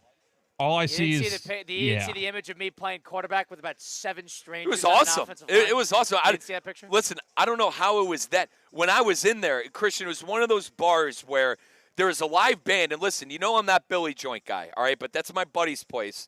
So we went, and I actually was behind a couple of the songs, all right? What did they play? The Dixieland Delight, where they go, "Roll Tide," and me, I'm the idiot going, "OH," Anyway, it was, yeah, I'm an idiot. I'm an idiot. You like Tampa? I was screaming OH, but it was one of those bars, Christian, where I was trying to talk to some people, and she kept on asking me questions, and I kept going, "What?" I couldn't hear anything. Maybe Colin's on to something with me being hard of hearing, because that damn band was loud, and I missed an opportunity because I couldn't understand what somebody was saying. But anyway, yeah, had a fun time in Tampa, had a fun time in St. Pete. You want to know what a waste of time is, though? How many highways you got to take to cross an ocean? Because the drive to Tampa to St. Pete, you got to take 4 different highways. You got to get in 3 different lanes, and it's confusing as hell. And if you don't have a son, I don't know how you did it without tolls. You were driving? Yeah, I was driving. Well, I didn't drive to St. Pete when I went out there because we Ubered there. Yeah. I just went to But Tampa. that was that. Yeah. There's got to be. We got to figure out a way. The state of Florida has to figure out a way to not have to drive on Yeehaw Junction to go 65 miles. I'm driving in the pitch black. The best part about I that have drive, semi-trucks going 80. The first half of Like, that drive what? is the best half of that drive. From West Palm to Tampa, the first half of that drive is the best half. Here's where I was dead wrong. I took the turnpike from West Palm all the way to basically Yeehaw. Colin, it was an absolute waste of money and a waste of time because it was a 70 and everyone was going 60. Yeah, Because, it's you gotta dark get and they're 95. You gotta scared. get on 95. You And gotta then get that's on it. And finally, Colin was texting me about that UConn St. John game that he was so pumped up about. I said, Colin, this is a godforsaken drive. This is I picked up a Celsius at the gas station. Wow, and I you was, don't drink Celsius. No, that and but I needed my wits because number one, there were idiot drivers everywhere, and then I knew that Yeehaw Junction. I saw the drive, and it reminded me of a drive that I would always make in Peoria to Chicago. But we got to figure it. Florida, we have the money. We got to figure out how to not have a one lane friggin' thing for 65 miles. It's hard to build roads on that marshland, man. Like, it's easier said than done. Would you have? What about a bright line stop? Would that? That's be a good? waste of time. You don't think I'd it's- rather drive. All right. That is a waste of Jeez, time. so no train. Sorry. And granted, Mike doesn't like trains. I don't. It's just like I drive. I drive everywhere because I'm sober and I'm that guy. I like being like I need my car.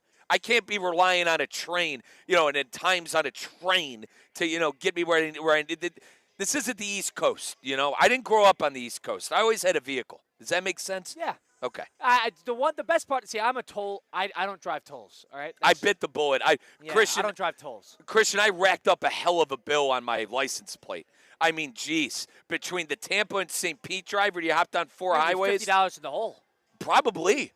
Wow. Dude, how do I pay that? Yeah. I just go to the Florida website? You might want to get a SunPass. I'm kind of in that stage of what I don't know won't hurt me because I've been driving on these toll roads for a long time. I have a SunPass, and I think it's on auto replenish, but I don't remember seeing. I've driven a lot that exact route, going to Tampa, up and down, definitely hitting a bunch of tolls. I don't recall any charges made to my credit card. So I'm kind of afraid what the interest is accruing now from the state of Florida. You never paid it. You never paid it. Christian's next time he goes abroad and goes to some European country, never paid. He's going to go through the security gate and they're going to arrest him on site. You think? Am I getting that? I mean, How about this? I'm pretty sure I paid it, but I haven't made conscious efforts. I'm not going to go out of my way. It's like the water bill I keep on getting from my old place. I started opening them up. I paid $35 once when I was already 2 months removed from my old apartment, and I still keep on getting mail from the water department. Well, close it down. Did you close your account down at that place? I thought so. Apparently not. You got to go back, Christian. So how about this, boys? This is a story that it makes sense here. My buddy Gomer, who I talk about on these, Steeler fan, lives in Cleveland. He won like $8,000 on a spin at the casino in Cleveland. And we have this thing called regional tax, and it's called Rita, all right? And everyone hates it that lives in Cuyahoga County in Cleveland. He owed Rita, and they took the Rita tax out of his winnings at the casino. Yeah, you got to declare that. But, how crazy is that? So, the next time Christian wins big. It's like winning the lottery. How about this? The next time Christian wins big with our good friends at Hard Rock Bet, might be coming out of that toll account. Yeah, it's weird. Once you get into that type of money, that amount of money, it gets risky because you're going to have to start declaring that because it's just a lot of money to make. I understand. It's a difficult spot. It's like winning the lottery. You win the lottery for anything. The government's going to take you for a complete ride. So it's annoying. That would piss me off, but that's just kind of the way of the world, I feel like. Colin, I cannot believe. By the way, that picture we were talking about of Colin being under center at the bar that I was at this weekend. How did he even pull that off? Dude, that place was wall to wall. You start setting offensive line. Wall to wall. You start setting an offensive line. People get out of the way. That was Christian. When I tell you, if you start doing some weird stuff and setting up an offensive line, people get out of the way. They're good about that. Christian, when I tell you that place was wall to wall and you could not move. So you didn't like the place? I loved it. Did you like how you could get the bucket and you could walk around with the bucket? Sure. We didn't get the bucket. They you were didn't getting get a bucket? The group I was with, they were getting cocktails. Dude, you could get like a Coors Coors bucket, like 6 Coors, and you just walk around with it. Colin, Christian, Colin thinks everyone is like him and is buying the cheapest beer possible and hoarding them by the dozen. No. Yeah, he thinks everyone drives 3 hours out of the way to avoid one toll road. That's what Colin thinks. I added about 40 minutes to the drive on the way to Tampa. That it was about 40 minutes, which I thought was worth it. That night drive. That's that not was worth tough. 40 minutes. Sorry, Christian. 40 minutes for one toll? No. How much money did you it's save? not. It was not one toll. I don't think. I think it's multiple tolls. Because I think you hit a couple when you get to Tampa. And I Tampa takes don't you know. for a ride. I don't know what the hell you did when you got to I-4. Because I-4 I took is 60. like I took 60 the going whole west. way. You didn't go on I-4 no, and at then all. you start taking lights. You start going through residential areas. Screw that. Dude, Christian, I-4. You start going through lights. I-4 was a godsend because the final 30 minutes I was able, it was a 70, and I was just able to cruise control 80 the whole way to downtown Tampa. The final highway I took, right near Tampa International, is you're there, and my buddy got off in the final exit before the highway became a toll, and I was freaking out. And I was like, I'm not driving underneath this toll right now. I need to get off this highway now. And luckily, the last highway, maybe a mere 100 yards before they started tolling cars. The pictures. I pulled off the highway and was able to get off at the perfect exit. That is savvy driving. I saved, but like on the no, way. it's not. It's not though. No, you are modern day faceback. Faceback. Family Guy cutscene. Good luck, everybody else. That's Colin Russo just to avoid one toll. Oh my God, 4 lanes. that's not insane. looking It's not one toll between here and Tampa. It's a lot more than one toll. Boys, I made the Christian's right. going to check his account. It's going to be a couple $1,000s with interest accrued. I did what I was dead right on. Where I made the right call was leaving Sunday morning after about 4 hours of sleep. I left at 8:50. Guys, I was home at 11:50. It's a pleasant drive getting dude, back. 3 hours Pleasant flat. drive getting back. 3 hours flat. There's And, did you pass the honey factory? I did, Christian. I did. You? Oh, it's pretty cool in there. There's it's not manned 24/7. They'll leave the door unlocked.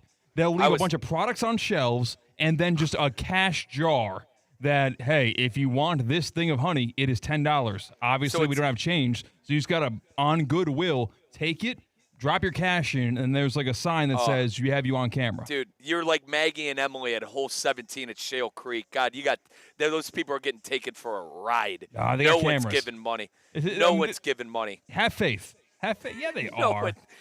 Dude, my buddies, I don't know how we got to this. Hole 17 Shale Creek was the ball hole, And they're not a hole 17, hole 7. What are you talking about? Well, yeah, what the hell is this? I worked. The ball hole? What's a ball hole? You're talking about the honor system. Okay. The golf course I worked at. Okay.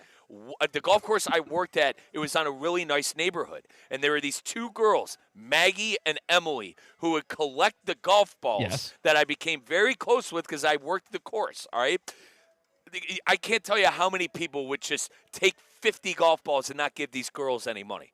So a lot of the times at the end of the night, I would make my rounds, and I would put $5 in there for them because I felt bad because they'd pick up all these golf balls and charge, 50 cents a ball, and these friggin' grown-ass men are just taking balls by the dozen and throwing them in their bag.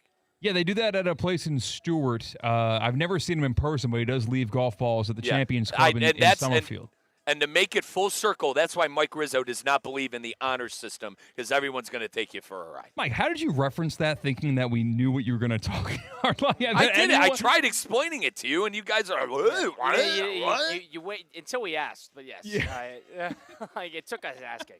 They won't take you for a ride. They won't take you for a ride at Cacti Park. As baseball fans, now that football season is behind us, the Super Bowl is behind us, it is now spring training 2026. Pitchers and catchers are reporting, and Cacti Park of the Palm Beaches is the place to be this season. Right here in West Palm Beach, catch the Astros and the Nationals all season long. Some of baseball's biggest stars coming to town.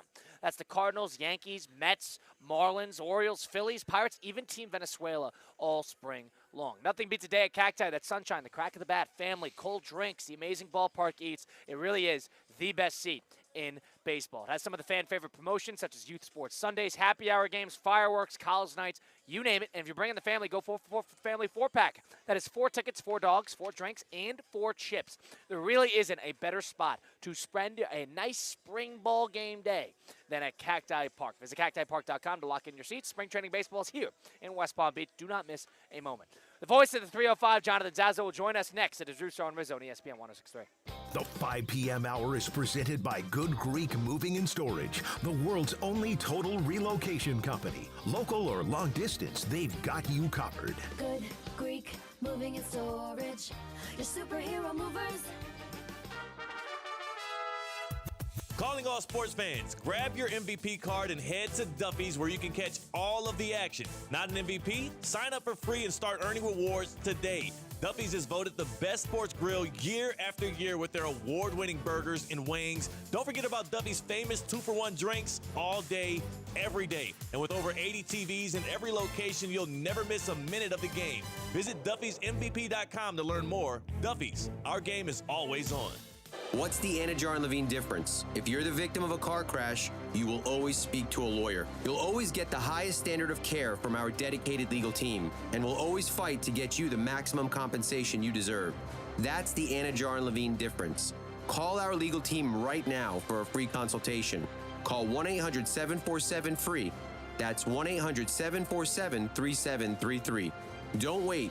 Call 1-800-747-FREE. In office, West Palm Beach. What would you do with an extra $700? You can earn up to $700 per year with Boost Checking from Flagler Credit Union. Boost Checking pays 7.0 annual percentage yield on balances up to $10,000. That's up to $700 extra to do what you love.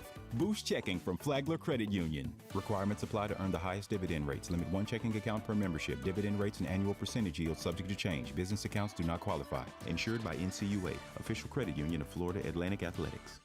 Hey everybody, it's Cade Chumsland. Every week, Land Rover Palm Beach supports local student athletes as they grow on the field, in the classroom, and in the community by naming a Player of the Week. This year, $35,000 will be awarded to student athletes and their schools. Tune in to ESPN West Palm High School Game Day every Friday night as I unveil this week's featured athlete. If you have a great performance that I need to know about, DM us at ESPN West Palm. Land Rover Palm Beach, above and beyond. At St. Lucie Battery and Tire, batteries came before tires. We've been selling and servicing all types of batteries for over 50 years. So when you need a battery for nearly anything, we have it, as well as the fast professional installation you need. We carry premium batteries for all your needs: automotive, commercial, marine, RV, and specialty. We also offer delivery and on-site installation, serving our customers quality products for over 50 years in the home of honest, reliable service. Go to slbt.com and book your next appointment.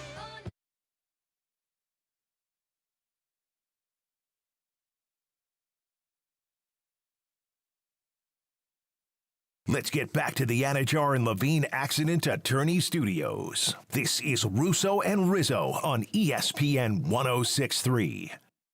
Well, in order to stay into the game last night, even though it is 29-13, really wasn't competitive for the duration of it. But if you bet on the Hard Rock Bet app and went prop bets, went game by game, did some of their novelty bets, you probably won big. If you wanted to bet heads or tails, if you wanted to bet what the Gatorade color was, it was yellow. They actually spoiled that in the broadcast, which they rarely do.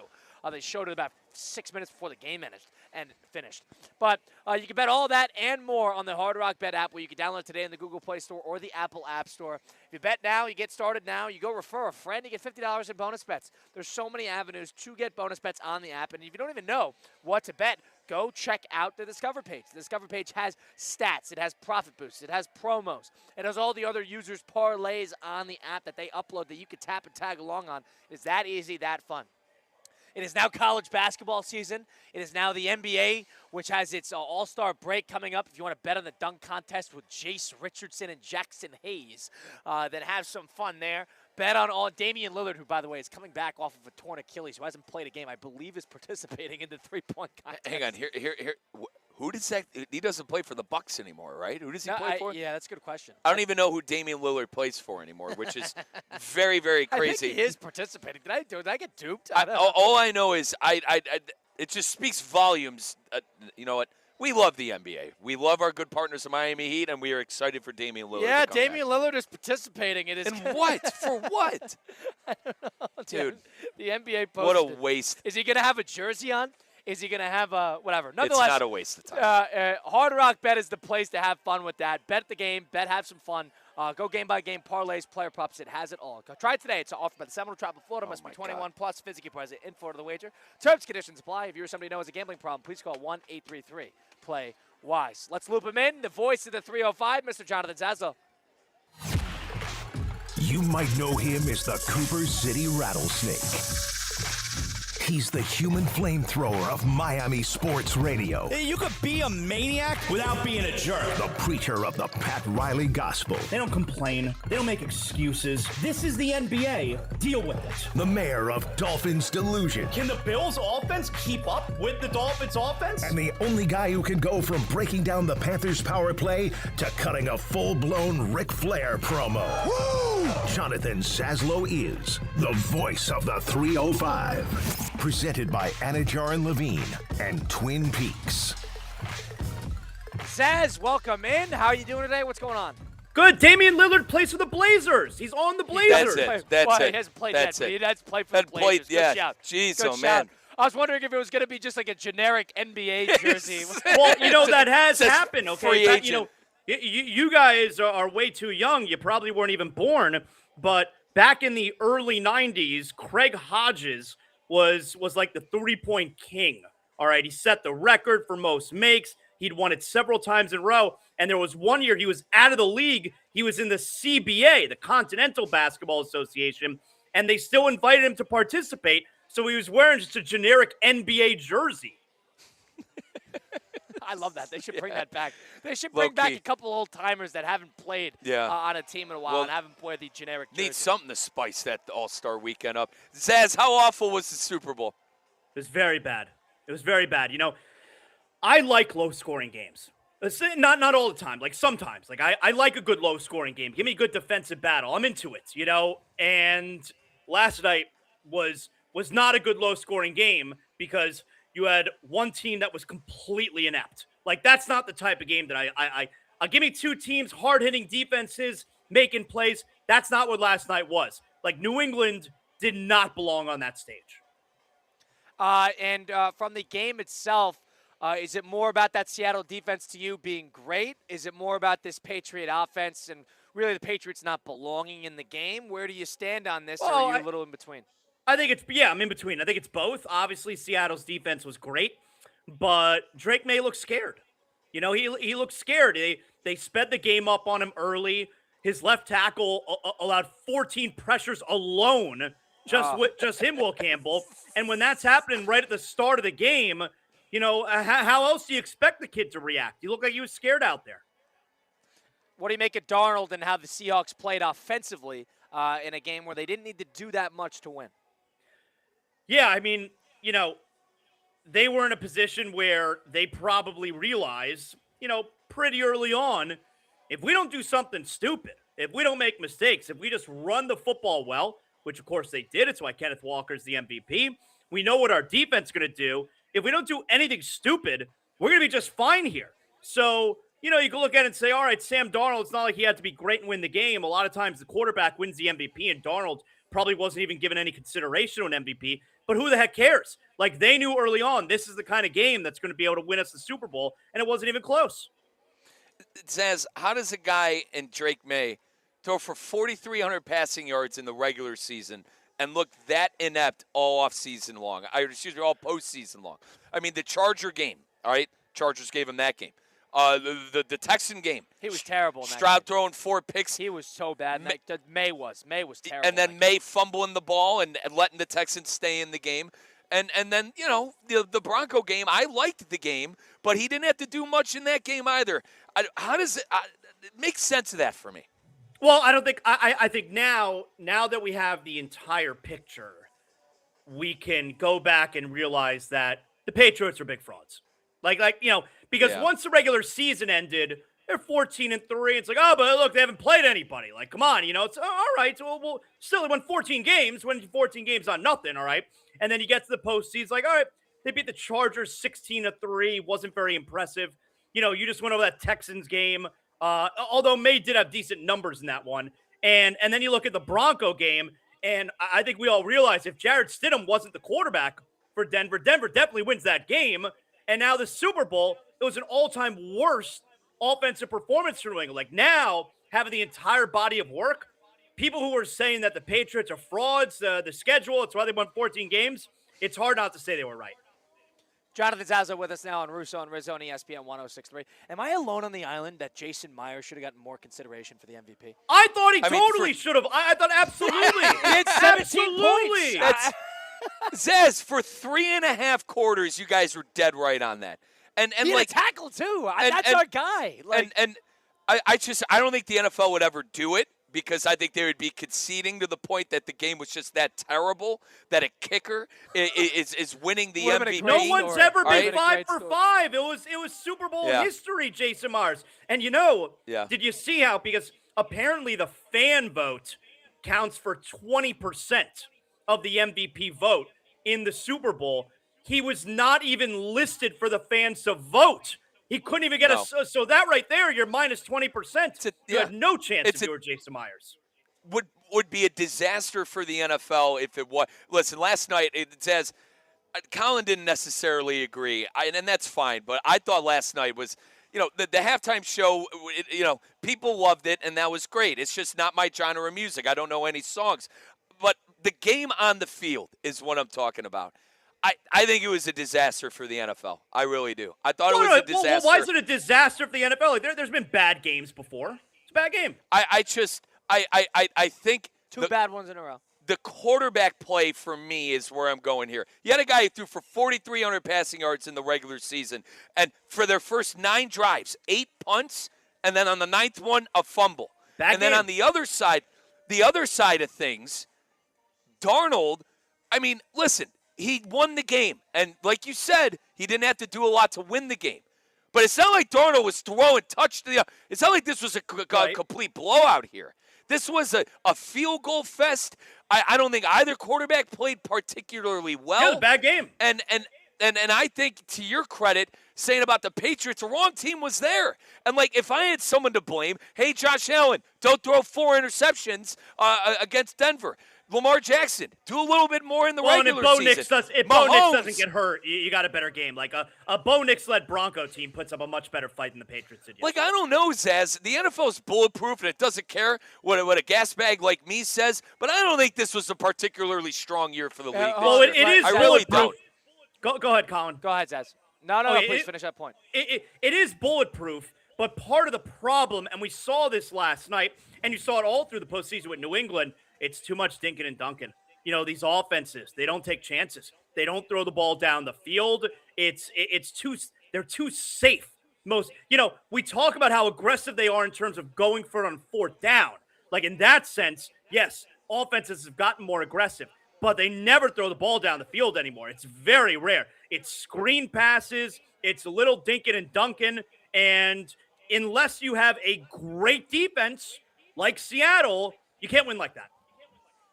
Zaz, I'm going to do a little exercise for you. How many of these NFC teams would have beaten the Patriots in this spot? All right, let's play this. The Seahawks beat the Patriots in this spot, and let's say they just swap the team out. Do the Rams beat the Patriots in Super Bowl 60? Do the San Francisco 49ers? And let's play the assumption that Fred Warner is also back for this game. Do they beat the Patriots in this game? Do the Chicago Bears beat the Patriots in this game? Do the Green Bay Packers beat the Bears in this game? The Patriots in this game? Maybe. That one's questionable. Do the Carolina Panthers beat the Patriots in this game? I don't think so. No. Bryce Young would get in his own way. Colin loves that godforsaken team. But says, I just think it goes to show Mahomes getting injured, Lamar starting, to me at least, Lamar starting 1-5, Josh Allen throwing 4 interceptions. Denver gave the Bills the game 3 different times in that game, and they did nothing with it. And the last one is the Eagles. The Eagles would have definitely beat these teams Patriots got in nothing to blame, no one to blame rather but themselves. But for a neutral fan like me that roots for an organization that'll never be good, I'll be dead in the ground for 15 years when they're relevant. I want a good game, and I look at this and I go, the game was a disaster in the sense of it didn't show off the greatness that the NFL is. That was a tough watch. The best part of the game was when it ended, honestly. The AFC had a rough year. They were they were probably a little underrepresented in the sense that their best teams were not in the best spots. You make the argument that the Bills were the best team there. You make personally, selfishly, Jacksonville got a tough draw. You had both those teams play each other in the first round. Clearly, they were a little bit more complete than what the Texans were, what the Broncos without Knicks were. That was a little unfair. So it's a difficult spot. The AFC has had 2 rough years now, showings in the Super Bowl. But I guess to put a cap on it, a lot of that, Zaz just said it. I mean, 6 out of the 7 teams that made the postseason for the NFC probably would have beaten the Patriots in this sense. Yeah. I think that's been a topic all year, is that the NFC, despite the AFC having all the quarterbacks, the NFC has better teams. There's no doubt about that. Did you guys enjoy the commercials? No, I think the commercials lost their fastball about 5 to 10 years ago. I enjoyed. I liked the tight ends getting your prostates checked. That was funny. Come on. That was good. They try too hard for me now. Like back in the day, the one that stuck out to me was that great Dorito commercial from about 12 years ago. I feel like that's when it really was like, all right, this is pretty funny. These are noteworthy. But like now, they're trying to. Like if I had to pick two, selfishly, Zaz, the Pokemon one, because I'm an absolute nerd. Let's take that one out of it. The other one that I enjoyed was the guy who played the coach in Miracle, coaching the guy on the ski lift. Those are the two that I would. Good. Yep. And he did an ode to Miracle too. Again. They gave an ode to Miracle there. That was good. Yep. I like the Budweiser. Budweiser does good Super Bowl commercials every year. With the eagle, with the Clydesdale and nursing the eagle back to health. That was good. That's America. Zaz, I will agree on that. what do you think of the broadcast? How do you think Tirico and Collinsworth did from your perspective? Look, Tirico's always good. Is Tirico my favorite? No. But Tirico's always good. I don't ever hear anybody with complaints about Tirico. He did post-game about the Olympics from the field, and then he flew overnight on a private jet from San Francisco to Milan, and then he immediately went on air. Tirico is always going to be super solid. Collinsworth, Collinsworth's polarizing, right? I know there's a lot of people who are critical of him. My wife was criticized. She doesn't know Collinsworth from a hole in the wall, and we're watching the game last night. It's the first game she's watched all year. She does not like this Chris Collinsworth. She was she found his hair to be very upsetting, that he only colors the top and he doesn't color the gray on the side. That got her off to a bad start as far as the broadcast went. But Collinsworth, I think, is fine. But Tirico, super solid. Quickly on Collinsworth, I told Colin early, I'm like, dude, he's over the top right now. But I compared it to Rocky IV, where the crowd was booing him, and then towards the end of the game, they're clapping him off. Oh, you thought he got better? Okay. Yeah, no, because like he started pounding. I was getting critical because disgusted with what he was watching. I thought he was being a little unfair and over the top, but little did he know he was telling the future that was going to be one of the more godforsaken offensive performances we have ever seen by the New England Patriots. Good on Chris for not sugarcoating it. After the May interception, Zaz, after the May interception, that's when I started applauding. I got up in my apartment and started clapping. Yes, after the May interception. And they go to him for the replay. It's like, I don't have anything for you here. None of us did. It was the worst throw we've ever seen. And you got to give these guys credit. It's their last game of the year. They know it's the last game of the year. And I think they're very protective of the fact that they only get one Super Bowl every 4 years. So, and how Collinsworth it was Tirico's first ever Super Bowl. He never called one before. Right. So he gets it once every 4 years. They get a little pissed off if the game stinks. Yeah, that game sucks. So that's why I think these broadcasters get a little frustrated if the game itself stinks. But Jonathan Zaslow with us now. Zaz, where can people tune in if they want to listen to more? Yeah, thanks, guys. Zaslow Show 2.0, wherever you get your podcasts, just search Zaslow Show 2.0. Everything Miami, everything 305. And please like, rate, comment, subscribe, do all that good stuff. It's great for the algorithm. And every episode is presented by Anajar and Levine, Accident Attorneys, 800-747-FREE, 800-747-3733. Thanks, Zaz. Appreciate it. Talk next time, guys. Zaz, all right? See you next week. That's Jonathan Zaslow, the Zaslow Show 2.0. Go check it out there. Colin Russo and Mike Rizzo will game plan for greatness. On the other side of things, it's Russo and Rizzo, ESPN 106.3. Live from the Anajar and Levine Accident Attorney Studios. Anajar and Levine Accident Attorneys. Call 1-800-747-FREE. This is ESPN 106.3. Business owners, are your employees driving you nuts? Is money tight? Or have you just poured your heart and soul into your business and now it's time to retire and just relax? At Trans World Business Advisors, they have buyers from all over the world ready to buy your business now. Call for a confidential conversation about your business's current value. 561-203-5121. That's 561-203-5121 or visit tworld.com today. Want to accelerate your career as a manager or executive in the exciting industry of sports? Florida Atlantic University's MBA in Sport Management program is ranked #1 in Florida and 10th in the world. Students learn practical and applied skills from top faculty and experts who work in the industry. With a 94% placement rate for all grads, the full-time MBA program sets students up for success in the world of sports. Check out Florida Atlantic University's MBA in Sport Management program today by going to business.fau.edu. Experience the world's premier equestrian event right here in Wellington, Florida. The Winter Equestrian Festival brings together Olympic and world champion riders and horses from all around the globe for 13 weeks of elite international competition and unforgettable moments. Don't miss the iconic Saturday Night Lights, high-energy show jumping, incredible atmosphere, and excitement under the lights. Now through March at Wellington International. Visit wellingtoninternational.com for more information. Wellington International, where champions are made. Tired of being sidelined by a sports injury? Get back in the game with Baptist Health Orthopedic Care. Whether you're a professional athlete or even a weekend warrior, you can get back to doing what you love with our compassionate orthopedic team. Experience a new level of care and get back to your best. Welcome to being treated like a pro. Make an appointment today at baptisthealth.net/ortho or call 833-556-6764. Every great performance starts with a plan. Your game plan for greatness begins at Men's Only Medical. Dr. Al is redefining men's health with concierge care and cutting-edge treatments tailored just for you. From anti-aging and weight management to cardiovascular health, skin, and hair, they've got you covered. Expect personalized care and advanced technology to help you look, feel, and perform your best. Visit mensonlymedical.com. Men's Only Medical, setting a new standard for men's health. The James Hardy Pro Football Hall of Fame Invitational returns March 6th through the 8th at the iconic Old Course at Broken Sound in Boca Raton. Watch NFL greats like Calvin Johnson, Lawrence Taylor, and returning champion Tim Brown compete with PGA Champions Tour stars including Ernie Els, Darren Clark, and two-time major champion Zach Johnson, who's making his PGA Champions Tour debut. Tickets start at just $36. Get yours now at jameshardyinvitational.com. This is more than a tournament, it's the home of legends.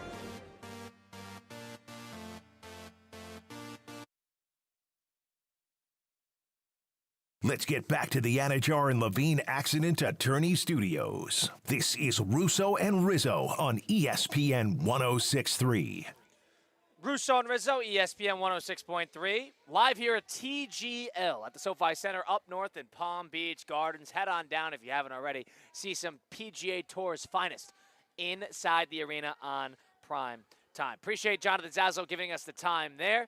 Christian Cat is our producer behind the glass at the City Place Studios. So we usually game plan for greatness on Monday Night Football or playoff games that come up. Here's how we're going to do this. With NFL being finished, your weekends, all right, your schedule changes. Yep. We're going to game plan for greatness with Men's Only Medical, and we're going to figure out how we're going to game plan for the next couple months of our lives, knowing that NFL football is done. Let's game plan for greatness with Men's Only Medical. Men, games aren't won on Friday night. They're won Monday through Thursday. You find out life's this game of inches.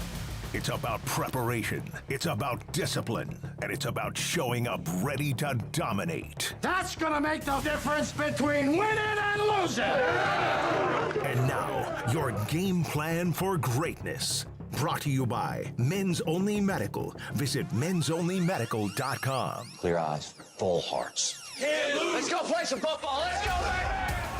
Folks, you hear me talk all the time about Doc Al and his practice over at Men's Only Medical, the concierge healthcare service that you're not going to get anywhere else. All right, I got Doc's number. If I got something going on, I am hitting up Doc Al, and he can get me in as soon as that day.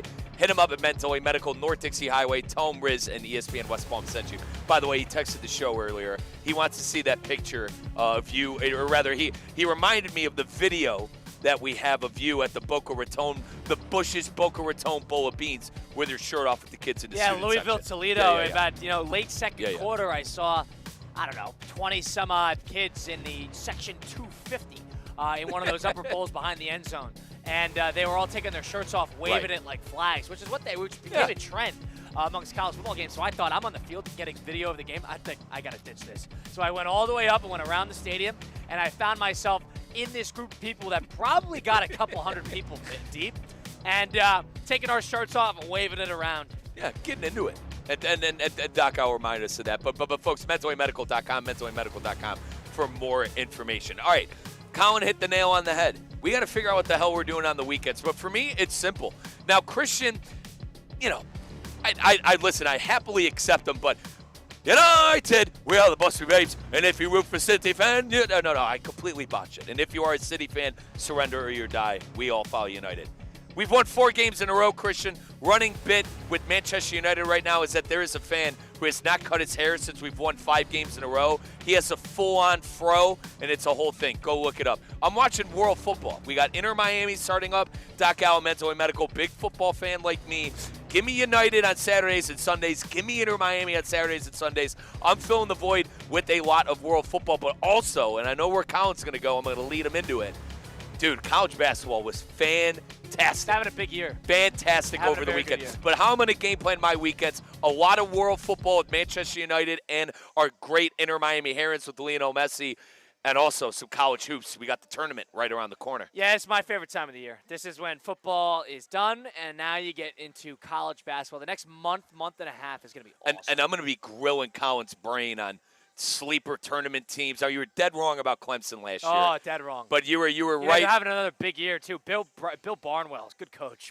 You were right about a lot of other things. Lost to McNeese State. Oh, terrible. I'm going to be grilling you about some college hoops coming up later on. Hey, here's the problem with the bracket stuff. I could learn as much as I possibly can, but it's not going to do me any good. You know what will do me good? What? I'm good with the Final Four teams. I'm good at the teams that will make the best teams of them all. I'm good about giving you a sense of that. But first round, forget it. Do your own. That is on figure it out on your own. But, the next couple months, it's going to be a lot of college basketball. There's always something to watch every night if you get into it. Tonight, for example, Arizona plays Kansas. I'll be into that. Next Tuesday, Michigan plays Purdue. Next Monday is Iowa State, Kansas. So you get Iowa State. Big 12's good this year, huh? Very good, very good. About 5 teams in the top 12, top 15. So, UConn, Northern Arizona, I'm just waiting for that season to be finished. And then Wisconsin is likely going to be in the NIT yet again if they keep losing. So I'll be into the college basketball. Christian Cat, how are you going to plan your next couple of months here, knowing that NFL football is over? I get more into wrestling once out of football season.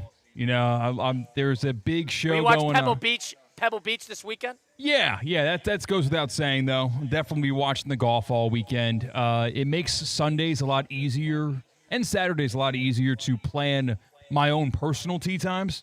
So now I can get those nice, cheap Twilight discount deals. You tee off at 2 o'clock, you'll be able to get 18 in, and you're paying half as much. So that's how I really game plan the football offseason, and game plan for greatness on my personal behalf is paying less for golf because I don't have to conflict with football at all. I'm a little behind on my shows, too, I need to watch. So I'm watching The Beast Within Me on Netflix, which is actually very good. And you know what I watch, which both of you should watch? It's excellent. Just came out. It's a 1-part documentary series on the 1980 Olympic team. I know everybody's seen a lot about the Olympic team. But it's on Netflix. It has all the former players, current day age, talking about the game. They had Herb Brooks' son. They had Herb Brooks' daughter. They talk to every game. They really stick on the Olympic run. They do a little bit on their prerequisite stuff. They do a little on the Czechoslovakia. They do a lot on the Finland game. And then obviously the Soviets and that matchup in 1980. So that was awesome, and it shows a lot of their camaraderie with that. I definitely think it's worth watching. Both of you should tune in. It's very good. It's about an hour, 40 minutes on Netflix. It's a one-off. Okay. But it's a 1-part series? It's it's like a movie documentary, if you will. It's an hour 40. But it feels like it probably could have used an extra episode or two. But I got to watch that, and there's a new documentary that I got to watch apparently on the Tampa Bay Buccaneers, believe it or not. That is on Amazon Prime. Is it Gruden? It's like everything. It's like a 10-parter.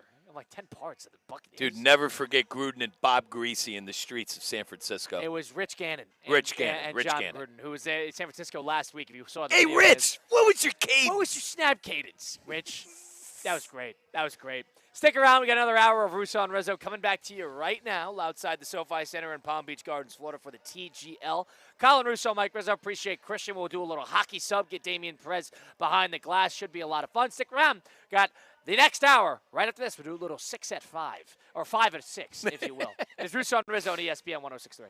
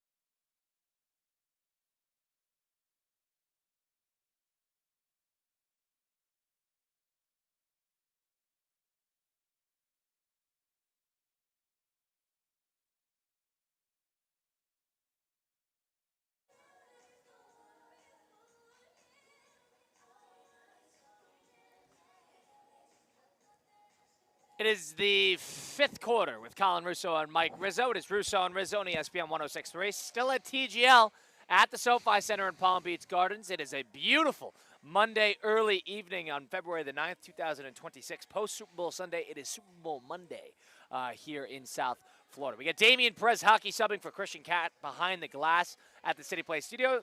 Damian, welcome in. How you doing today, my friend? What's going on? Good afternoon. How you guys doing?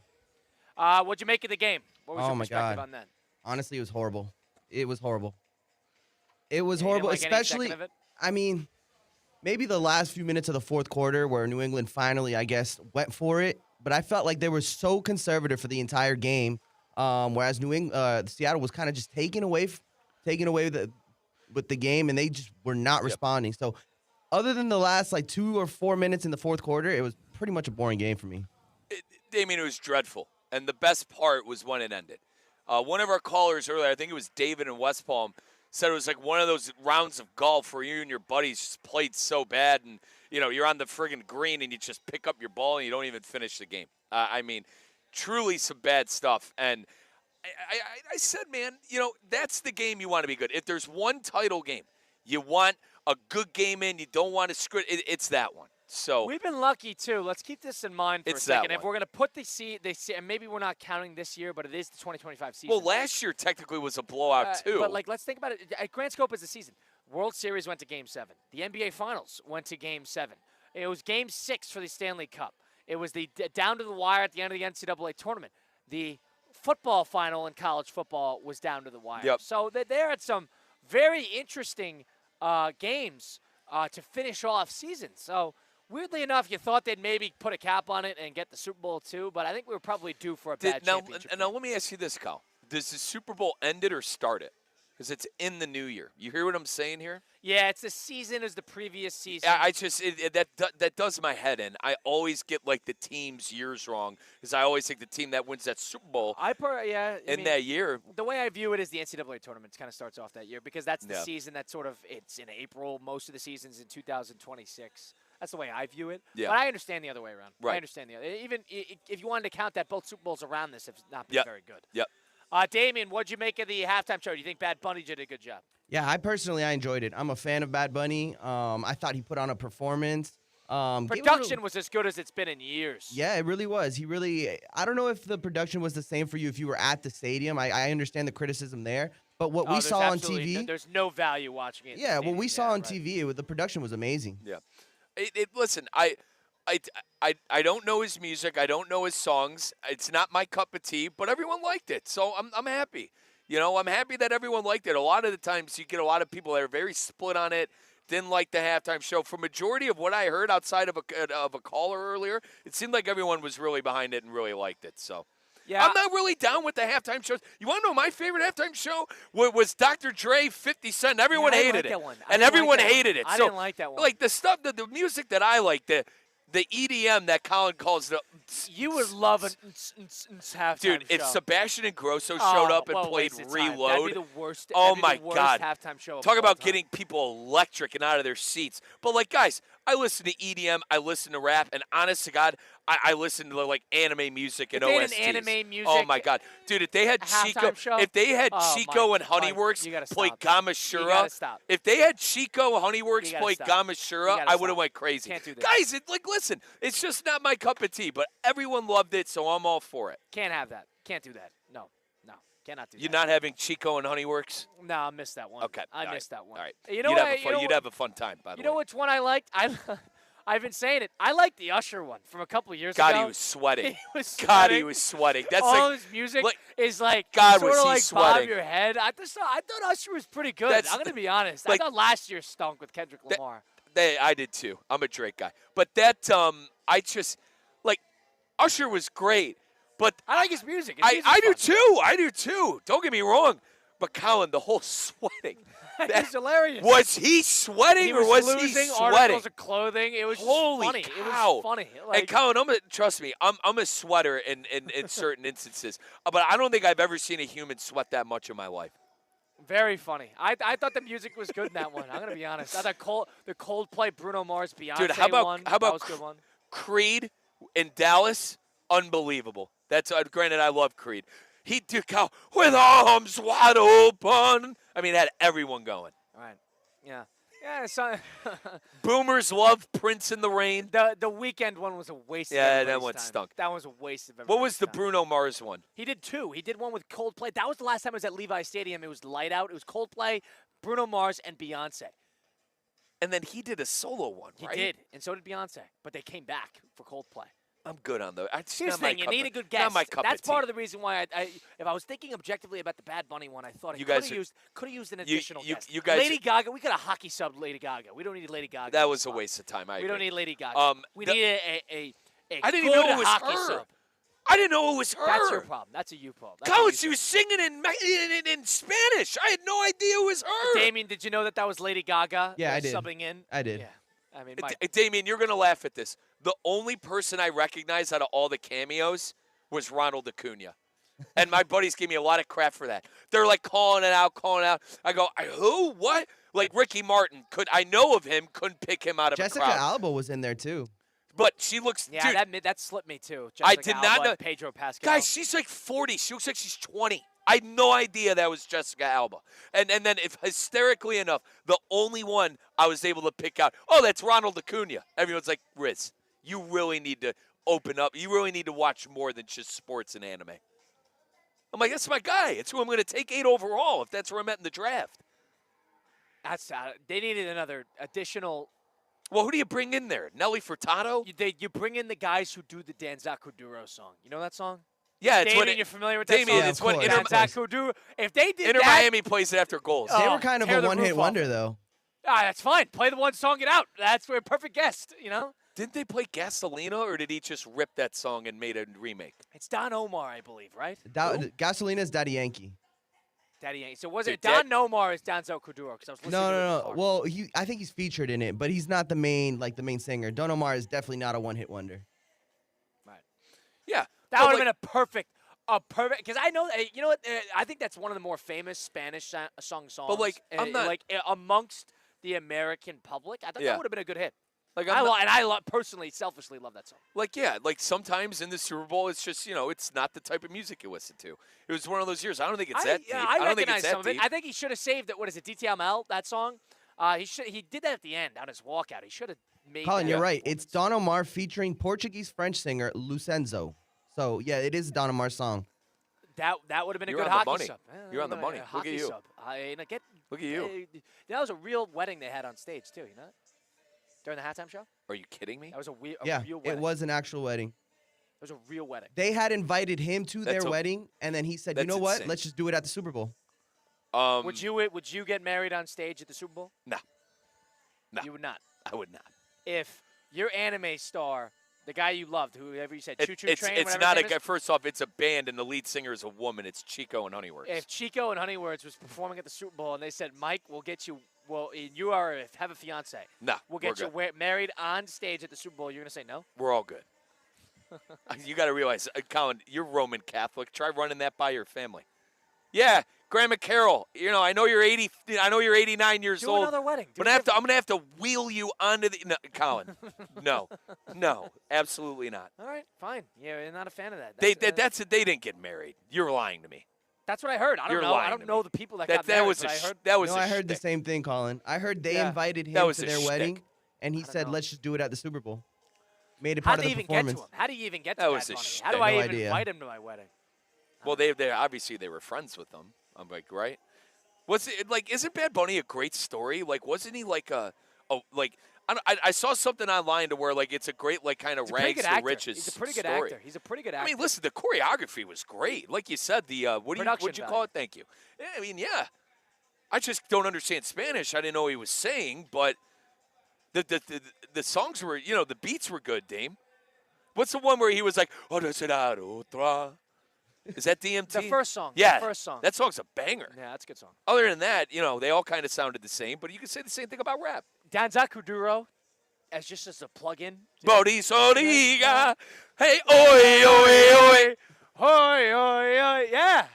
That would have been great. Damian, they play that when Inter Miami scores a goal. Yeah, Am I they right? do. I'm not losing my Am mind. I on the same page? Damian, you speak Spanish. That would have been would great. That have been a good one? That would have been great because I feel like the American culture kind of adopted that song as well. Like, it's Right, not that's just right, the Spanish that's part of the community's reason. music. Right, that is an additional song that I think just adds a little bit of flavor. Hang on, Dame. I think I'm wrong on that. Like, Bad Bunny is American culture music. No, Am he I is. right? Absolutely, Yeah, absolutely dude. is. Yeah, absolutely. He is, but he speaks Spanish you know, at the end of the day. So unless you know Spanish, you really don't know what he's saying. Yeah, I don't know. I saw Wade. It seemed like everybody loved it, and like, dude, half the years I don't care. It's not my cup of tea. Like I said, the one year where I absolutely loved it, everyone was like kind of, oh, it was terrible. I couldn't stand the Eminem. I'm like, rap bro, doesn't carry well in concert like that. Rap does not carry well. Dude, 50 Cent hanging from the thing on the cameo I went crazy. He was holding on for dear singing life. Into Club. The rap does You not had carry Curtis that well. hanging I from the don't- bar I and don't singing think- In the I just Club. don't think rap carries well in concert. That's just my opinion. Wiz Khalifa, you're right on that. There are a couple of them that do good. Wiz Khalifa, fantastic performer. You can't even tell that you can't even tell the difference between a recorded song and a live You know who's song. a great performer? Usher. I'm a big Usher Dude, guy. That I was can't, an awesome Colin, concert. and listen, if my guy Usher is listening to this, I grew up on you. I love your music. I'm sorry, part I cannot get over the sweating. He was sweating It was way funny. too much. Oh, He it's was just funny. sweating way I love too a much. halftime show that's pretty funny. For And that Colin, was we funny. went on the air in Illinois the next day after that. We're like, Jim looks at me and goes, my God, was he sweating. I laughed for 3 segments. He went through 3 shirts, 15 towels. It's a good halftime show. That's performing. No problem with that. But I like the Bad Bunny one. Just needed a guest. I didn't think the Lady Gaga one hit. I think you needed a hockey sub for somebody else. That would have been a good one. Odiga, oi, oi, oi. Don Zach Corduro. That's a hell of a dude. That's heck a of a banger. song. Heck That of is a song. banger. You tell me I would have gotten everybody That fired is up. a banger. Oh, dude, I would have gotten out of my chair in my apartment. Woo, woo, woo. No, whatever. Damian, let's have some fun here. Let's do the 5 at 6 with Flagler Credit Union.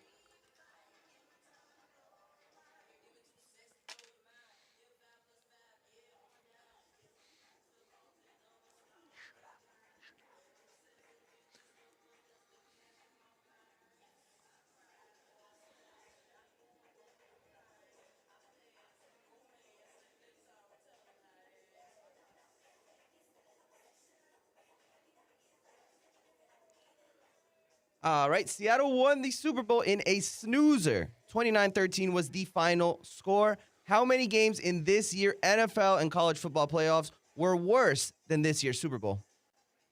Interesting. How many games are both the college football playoff and this game? I would say this was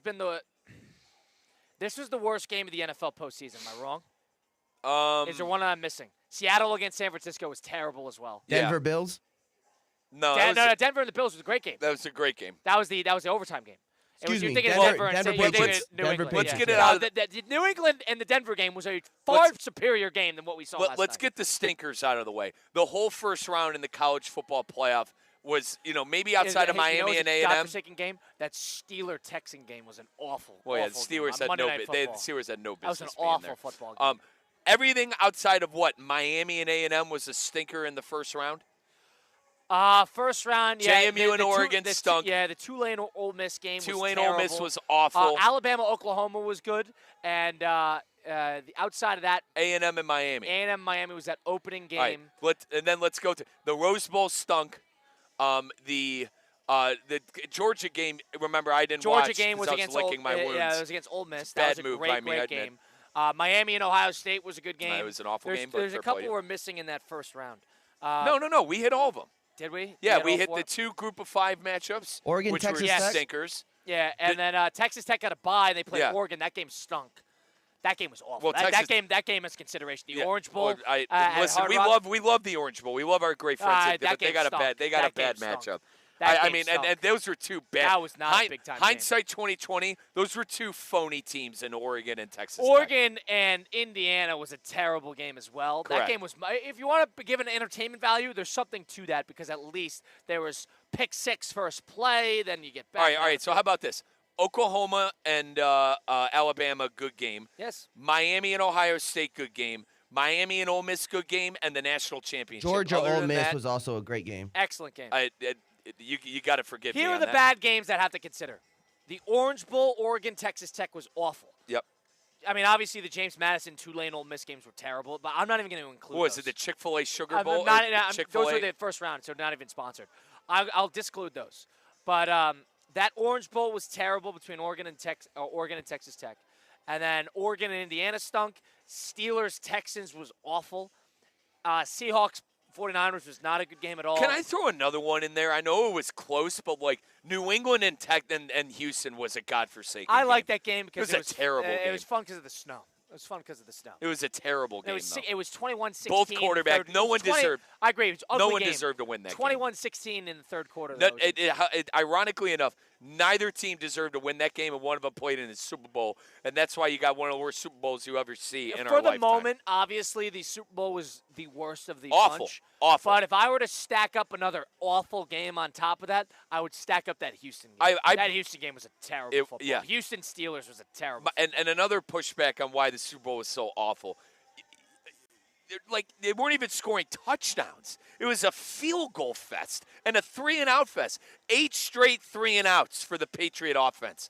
Riveting stuff. Number 2, Damian. In the loss, Dre may set the record for the most sacks taken in a single postseason with 20. That beats Joe Burrow's mark from the 2022 playoffs. What percent of the blame in this blowout loss goes to Drake May? Percentage? 60. I mean, he was awful.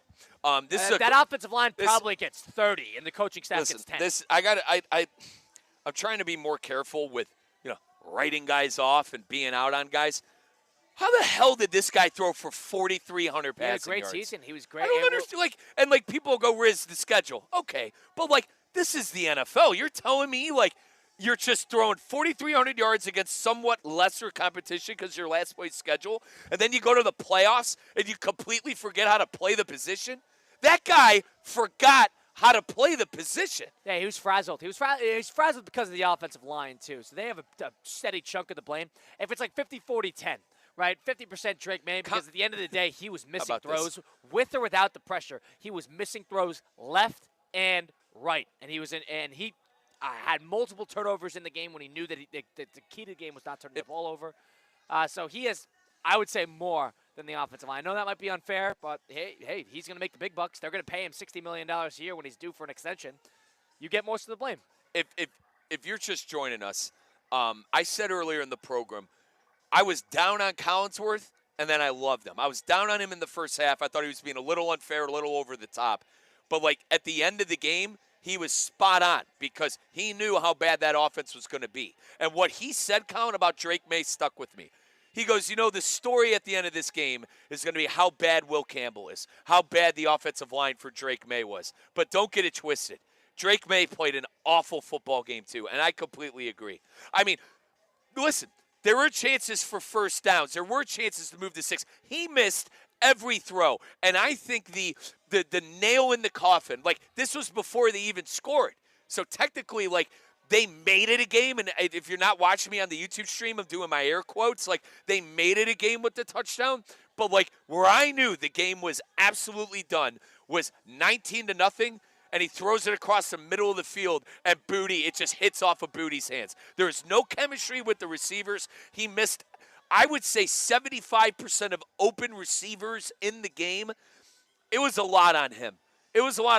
I get the argument of, hey, he's in his head because he's got no time. How do you expect him to make a good throw when all game long, he's been getting – I don't want to hear all that. Colin hit the nail on the head of you're going to be making $60 million a year.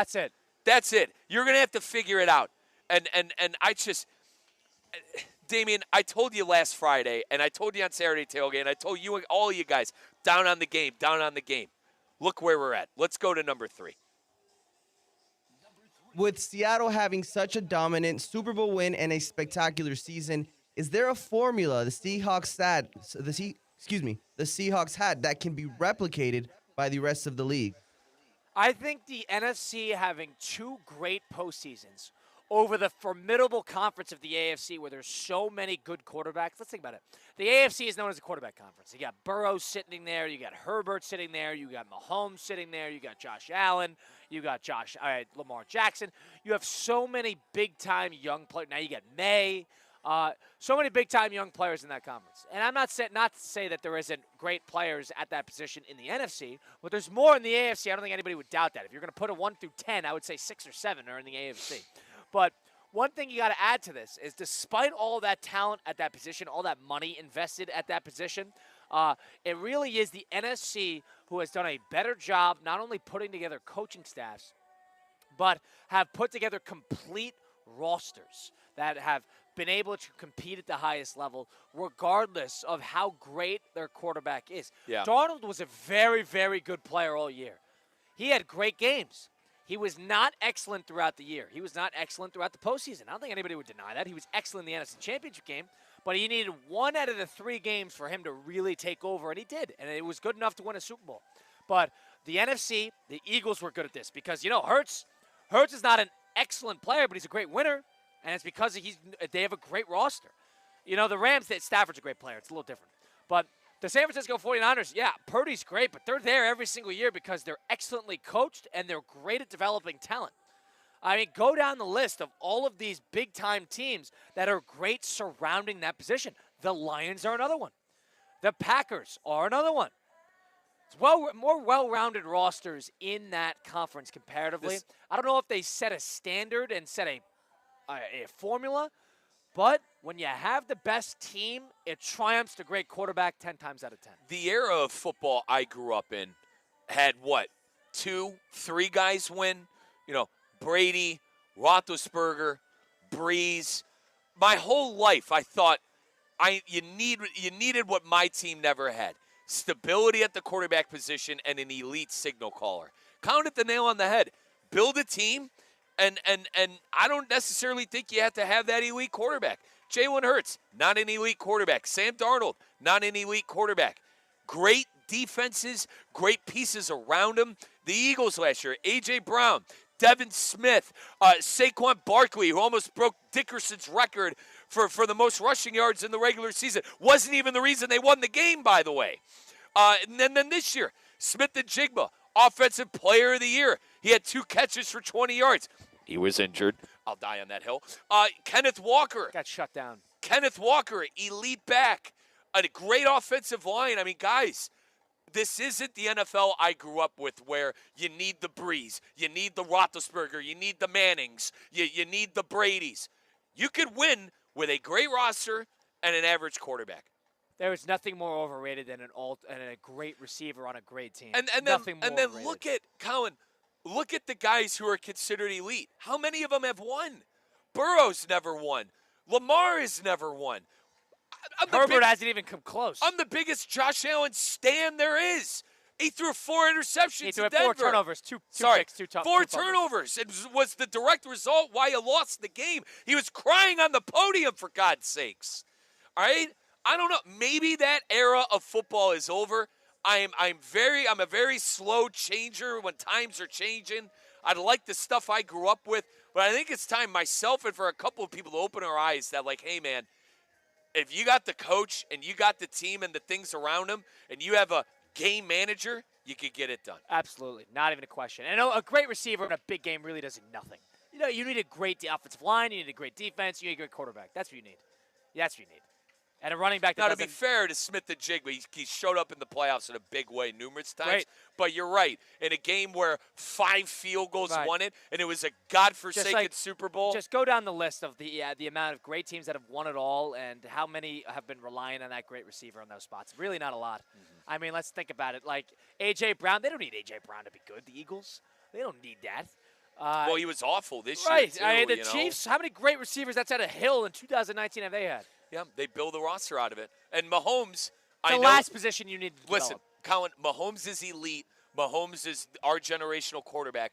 But keep in mind, too, he was, the last 3 years where they were going to Super Bowls and winning 2 out of 3, he wasn't the Mahomes that was throwing for 4,000 yards. He was the Mahomes that was managing the game, not making the dumb mistakes, So, like, I could argue the last couple of Super Bowl winners barely had elite play at the position. Number 4? Three? 5? 3, maybe? 4? With these 7? With the Super Bowl comes the Super Bowl commercials. Did you pay attention to this year's commercials? If so, what Damien, commercial was your favorite? Yep. Dame, the Pokemon commercial. You see Lamine Yamal? You see Yes, Yamal? I did. Dude, how about this? If I can nerd out a bit. Yamal's favorite Pokemon is God. the legendary Pokemon Zygarde, You don't think he was Dame. paid to say this? No, dude, he's a Pokemon guy. Dame, his favorite Pokemon was a thought about it. You thought about it. legendary Pokemon Zygarde. Brother, that's a Gen 6 mon. You got to know ball. All right. That's a Kalos mon. You got to know All right. ball if you know that. And then Kurt Russell, the Kurt Russell one where he's teaching the skier how to ski down the hill. Those were my two favorite. To be honest, I got angry. Not angry is a word. I got a little annoyed watching these commercials because these godforsaken companies, they do so much to try to be the commercial, and they're the commercial that everyone's like, God, that was stupid. There's more of that than all-time greats in my opinion. Commercials lost their fastball a number of years ago. That's my opinion. Can you name a single one from last year? No. You name a single one from the year before? No. No. You want to know the one where I can name it from? Was when they came cool with the Doritos one. Yeah, that was about Remember 10 years. That was about the Seahawks. I think that was the first Seahawks. That Patriots. was like when, all right, let's start paying attention to that's when the commercials became cool. Budweiser had a good Budweiser one. with the Eagle. That was a fun good one. shout with by Zaz. With Freebird, yeah. Dude, you could sell me on. I'm a red-blooded. You could sell me on anything patriotic, brother. All right, you could sell me anything on anything patriotic. Yeah, I don't know. In the movie trailers release at the same time, so you don't really rely on that. Yeah, I lost their fastball. Damien, what was your perspective on the Super Bowl commercial? You pay attention to that anymore? I found myself not paying attention. It just wasn't captivating. I did like the Budweiser one. I also like the Pokemon one. But overall, I agree. I feel like it kind of lost its mystique. We're going to get you a new Pokemon game for the 30-year anniversary. No, we're not. Dude, Wind and Wave is going to be unreal. What do you even play that on? A Switch 2. I'm not getting a Switch 2. What if I get it for you? I can get it discount. Isn't that $100? It's like $600, but I could probably get it for You're $3. not buying me a. You get it for free? I could get it for $3. Oh. I could for get free? it for $3. Okay, we're talking. You hate for if I got it for free, you wouldn't even take it. No, I hate your charity. I gave you my YouTube TV login, and you wouldn't take it. I don't want your charity. So you rather. Mike, I'll get a Let's gaming not- console. Colin- I'll get a gaming console when that new Grand Theft Auto comes out. Well, keep waiting I know. because Number they're gonna push it back again. That's when I'll get it. That's a godforsaken. All right. That is I a didn't mean to cursed get you game. riled up. It's I didn't okay. mean to get riled It's up all right. on that. It's all right. But that's when I'll get a gaming console. Until then, we just got the smart TV. That's what we got. Dame, are you gaming? Do you have a system? I have a PS5, yeah. What are you playing? Right now, currently, I'm really not playing anything. I usually get like 2K, FIFA, obviously. Yeah, so he's playing Now, sports games. Damien, you quit the Ultimate Team on EAFC years ago, right? Yeah, it's too frustrating. I'm still a big player. Number 4. 5. All right, quick game to close it out on a scale from 1 through 10. Give me your interest of these sports headed into the football offseason. College basketball, Question. Winter Olympics, NBA, golf, the NFL draft season, All right, hang World on. Soccer, and tennis. All right, brother, you're going to have to do this very slowly again. Dame, give me it again. College basketball, Okay, all right, stop there. You don't need to write it all down. I Mike. do. I'm illiterate. I'm. College basketball is number 1. Okay, God, Damien, just Number go 2 ahead. is the Winter Olympics. Okay, Winter Olympics. Dame. Number 3 was what was the number 3? NBA. Yeah, exactly. Don't need to The write it NBA. down. Okay. Don't need to Number write it down. 4, you did world football. golf was 4. Oh, And this- golf, then world football. Yes, world football, and then NFL draft season and tennis to finish it off. No particular NFL order. That's just draft. the list. Who's thinking about the NFL draft? All right, all right, It's in 2.5 months. all right. Colin, I'm putting together my list here. Let me do it here. World football, number 1. College basketball, number 2. NFL draft, number 3. This is where it gets dicey. This is where it gets a little dicey. Damien, like NBA for the rest of the season, the regular season? That includes the playoffs. Okay, if it includes the playoffs, I'm going NBA 4. That leaves me with Winter Olympics and golf and tennis. I'm going to go Winter Olympics after the NBA. I'm going to go golf, and then I'm going to go tennis. couldn't be more way off.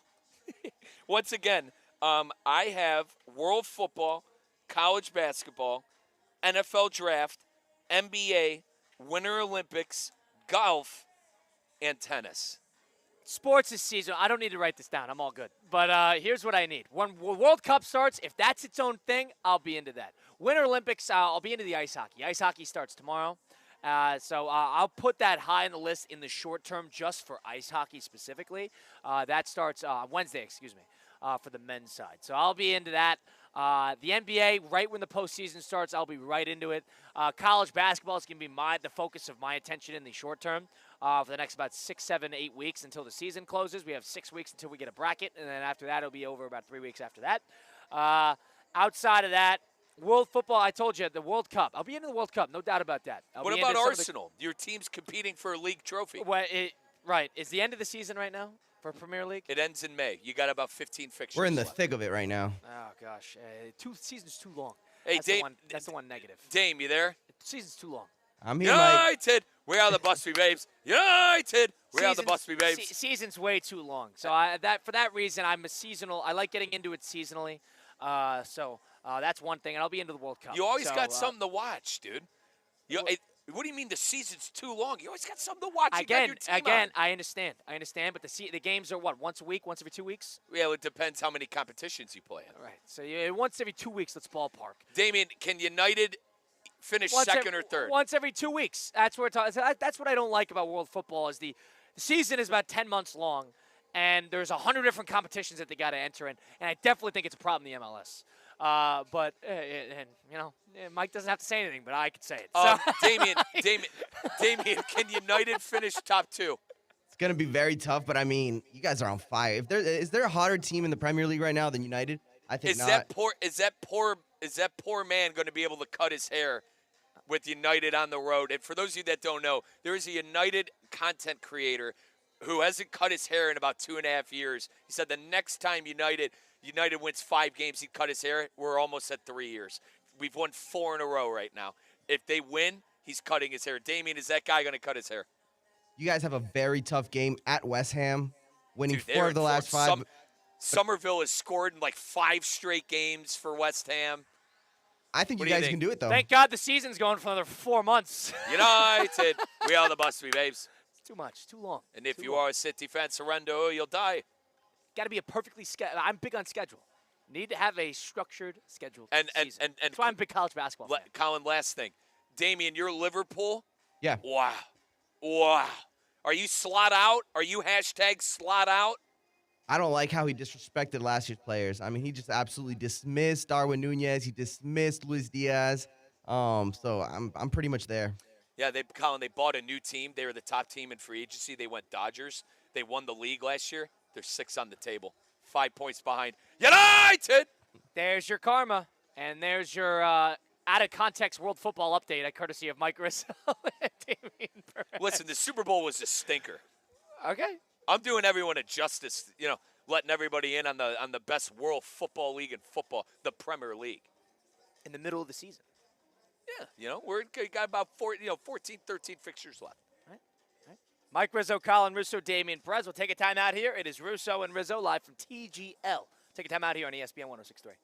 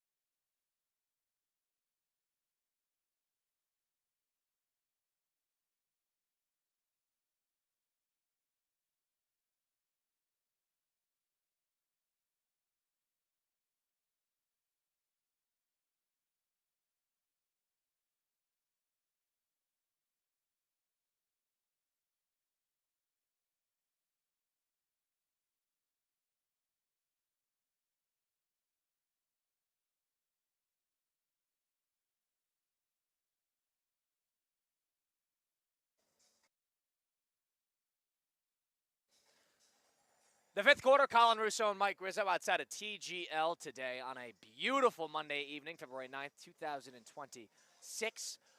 Good sports weekend, underratedly good sports weekend. You had the Phoenix Open.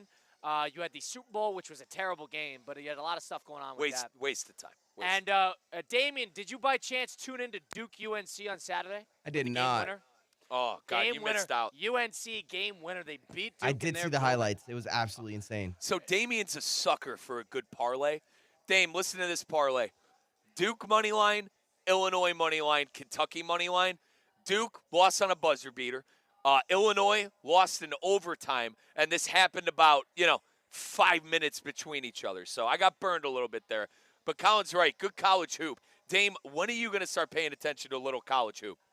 Now's the time, like right before March, like Dude, it's right the best time. mid-February. It's the best time. Florida's good too. You're a Colin Florida loves fan. that Florida team. I love that Florida team. They're as good. They're not as good as last year, but they are dangerous. Now's the They're time deep, to do it. right? They're they can deep. easily be a Final Four team. Easily be a Final So, Four team. Kyle, out of the SEC, all right, remember last year the SEC, had like almost 10 teams in the NCAA tournament? Who's the best team in the SEC right now? Florida, I think. Really? Yeah, I think Florida's the best. Now, team. Nate Oates and Alabama are struggling a bit. They're not the Alabama teams Well, of they're years also past. playing an illegal player. Florida They're playing just a pro blew him player. out. Yeah, and Florida blew them out. But Well, yeah, Florida that is was playing last a guy week. named Charles Bediako, who is a former G League player, and it's been a big thing. And the judge, he has a temporary restraining order, similar What Terrence Shannon had. right, different situation, but yes. And the reason he was able to get that restraining order from the NCAA, the judge he got it from is an Alabama donor. That is like that. Is that not a conflict of interest? So Dan Hurley came out and talked about it. They all said this is a joke. This is a joke. So Alabama's got terrible mojo going. Yeah, they're getting They their had a karma. good win against Auburn at Auburn over the weekend. But they have Pearl's son, and that's his first year. So Yeah, you got to give him a chance. One thing I'll add to this. Duke UNC, they pounded it into your head watching the game. Oh, it's great. That is as competitive of a rivalry in sports. That is one of the best rivalries in sports. And the reason I say that is because they added context to it. Going into Saturday's matchup, which was at UNC, where a top 15, first of all, they're both always in the top 15. Second of all, in the last 50 seasons, both Duke and North Carolina basketball, Duke has 5 championships and 15 Final Fours. Final Fours is like making the playoff. It is. 15 Final Fours and 5 championships. UNC, 15 Final Fours and 5 championships. Head-to-head, Duke has 60 wins head-to-head. North Carolina has 60 wins head-to-head. North Carolina is now up 61-60. Our favorite one that we've brought up on the show, I mean, is it not Duke and North Carolina for North Carolina to beat Coach K in his final game? In the Final Four. When Duke was a 1 seed, they were a 10 seed. And they had Banchero. They had Mark Williams. I mean, that Duke team was arguably as loaded as it's ever been. But, dude, in football, it's Ohio State, Michigan. I know you like the Iron Bowl more. But in football, for me, it's Buckeyes and Wolverines. Iron Bowl only in Auburn. And then in basketball, it's got to be Duke and North Carolina. It has to be. Like, where else? What's a better? Give me a better rivalry than Duke and North Carolina in college hoops. There's none in the Big Ten that come close to it. And it's by far. There's none in the SEC. Statistically, it's the most competitive. It's just you don't get and I know you're an Ohio State Michigan fan. I'm not trying to argue against it. It's a different feel because they play once a year. But for a rivalry that plays 2 times a year, maybe 3 because the ACC tournament, 2-3 times a year they'll play. And for it to be 60-60 and the difference in points is marginal, that is absurd. Yep. Absurd. And it took a game winner to win, and they rushed the court, and then they got everybody off the court. I love that route. They're 8 miles apart. They have countless pros. One of them is Jordan. The other one is everybody else. I mean, Colin, if we could break down the game for a hot moment, I'm getting tired of John. I'm getting tired of being on the wrong end of John Shire's coaching malpractices. I really am. The tournament, they burned me. The last 2 years, it seems, they've absolutely burned me in the tournament. Remember, 2 years ago, they lost in like the second round? And then last year, and Final that, Four, but still, 11-point lead. my God, the way they lost. And then, the bad mojo I had on the parlay. You're up 6 with 1:40 to go. You got to win that game. You got to find a way to win that game. Yeah. And a lot of the times, it's what you say, the damn freshman at the end of the game. That's what I don't like about Duke. They're always too reliant on freshmen. They had Cooper Flag and Con Knipple last year. And they didn't win. They were the two best rookies in the NBA.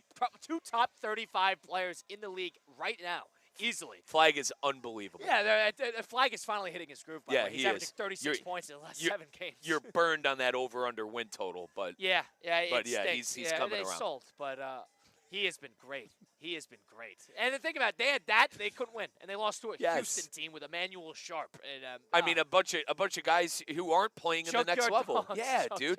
It was probably their final year of basketball, unless you're going overseas. There is nothing like a good Duke UNC game. There was nothing like that. I was very impressed, and I watched UConn St. John's, which is a little bit of a rivalry in of itself on Friday night. There was nothing like Duke UNC. Now Big Ten. I mean, Michigan State and Illinois. That's you won't get.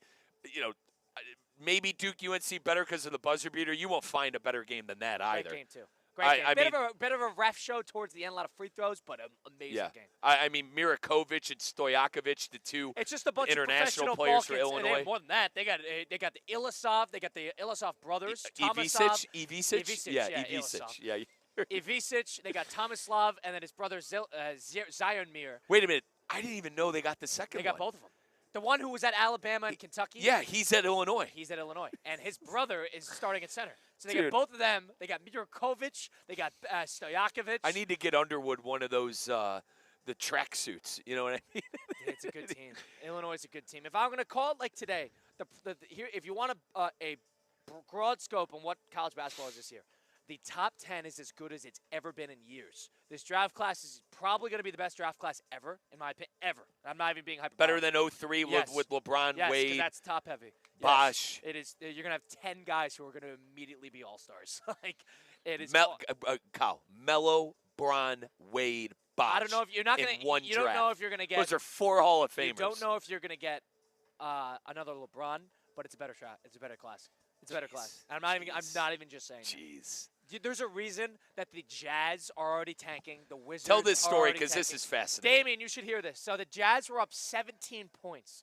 The Jazz, by the way, who bought at the deadline. I saw this. But over the weekend, they were up 17 going into the fourth quarter. And it was a game where it was competitive against the Magic. And the Jazz, they benched Lauri Markkanen and they benched their top players in the fourth quarter. They got outscored by the Magic and they lost in the fourth quarter, 120 to 117. I mean, actively tanking. They binned their best players and lost. Up 17 points. They didn't step on the floor again.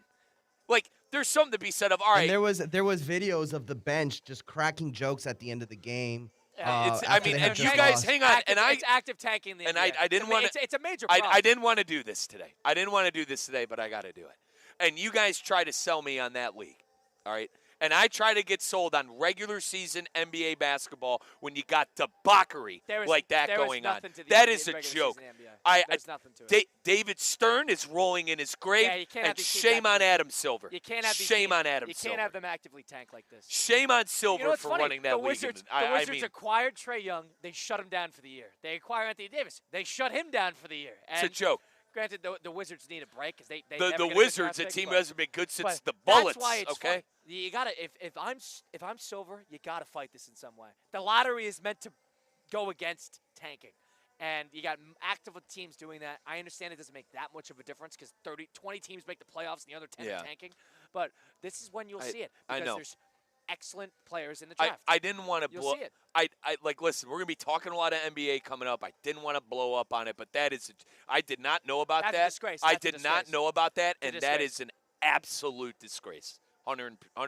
Yeah, you got to be down in the NBA right now, and these teams are going to fight tooth and nail to try to get these players. So don't worry, we got plenty of college hoop. It just goes to show how good this class is when you see teams doing that. Yeah. You know, they know that there's going to be some big time players. What was the bigger disgrace? That god awful Super Bowl or the Utah Jazz pulling their starters with friggin' up 17 trying to and lose never the game. coming in again? What's a bigger disgrace? Utah Jazz. We have a gentleman here that's saying the Super Bowl. But all right? Utah Jazz pretty disgraceful. That was a waste of everybody's time. Damian, if you remember one thing from today's show from Mike Rizzo, what a waste of all of our time last night with that godforsaken Super Bowl. Yeah, it was frustrating, especially coming off of last year's Super Bowl where it was like you thought it was hard to beat that.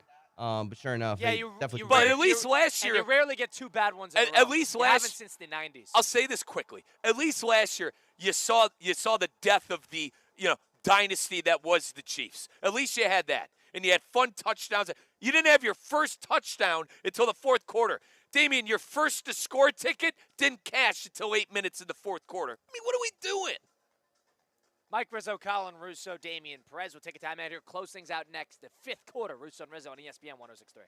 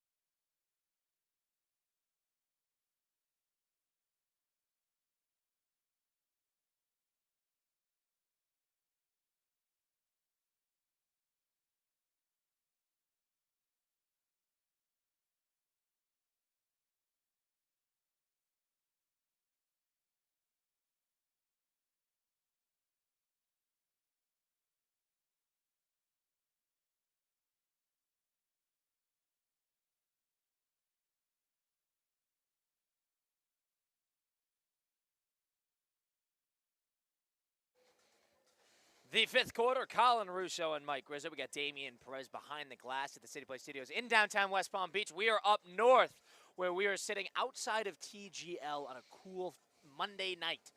post-Super Bowl Monday here on ESPN 106.3. If you missed any of the program, go listen back on Apple, Spotify, wherever you get your podcasts. Just go to Russo and Rizzo. 7 p.m. on ESPN2, you can catch the Los Angeles Golf Club taking on the Bay Area Golf Club. That is going to be at 7 p.m. So just in about 7 minutes on ESPN2. If you want to watch some TGL action tonight, everybody's piling in to the SoFi Center right now.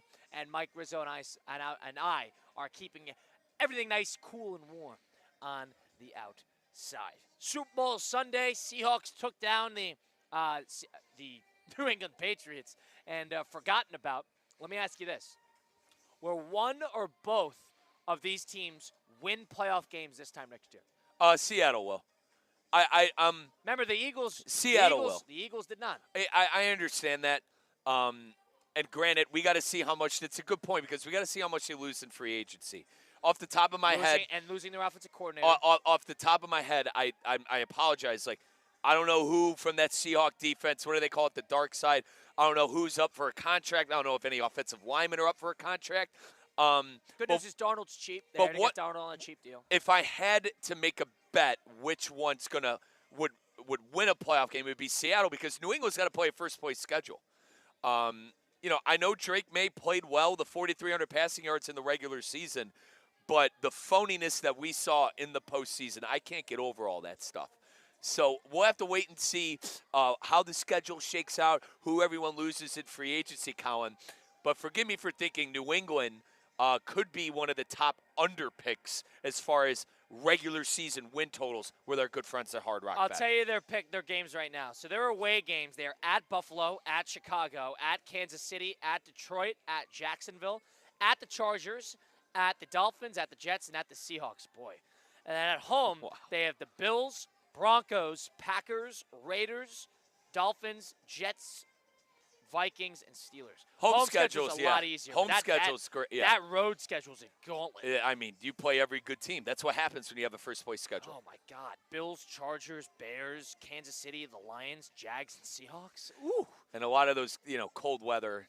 Not good. It's still New England. But. Mike Rizzo, Colin Russo, appreciate Damien keeping us up over the airwaves. We'll see you next time. Same time tomorrow as always. It is Russo and Rizzo on ESPN 106.3.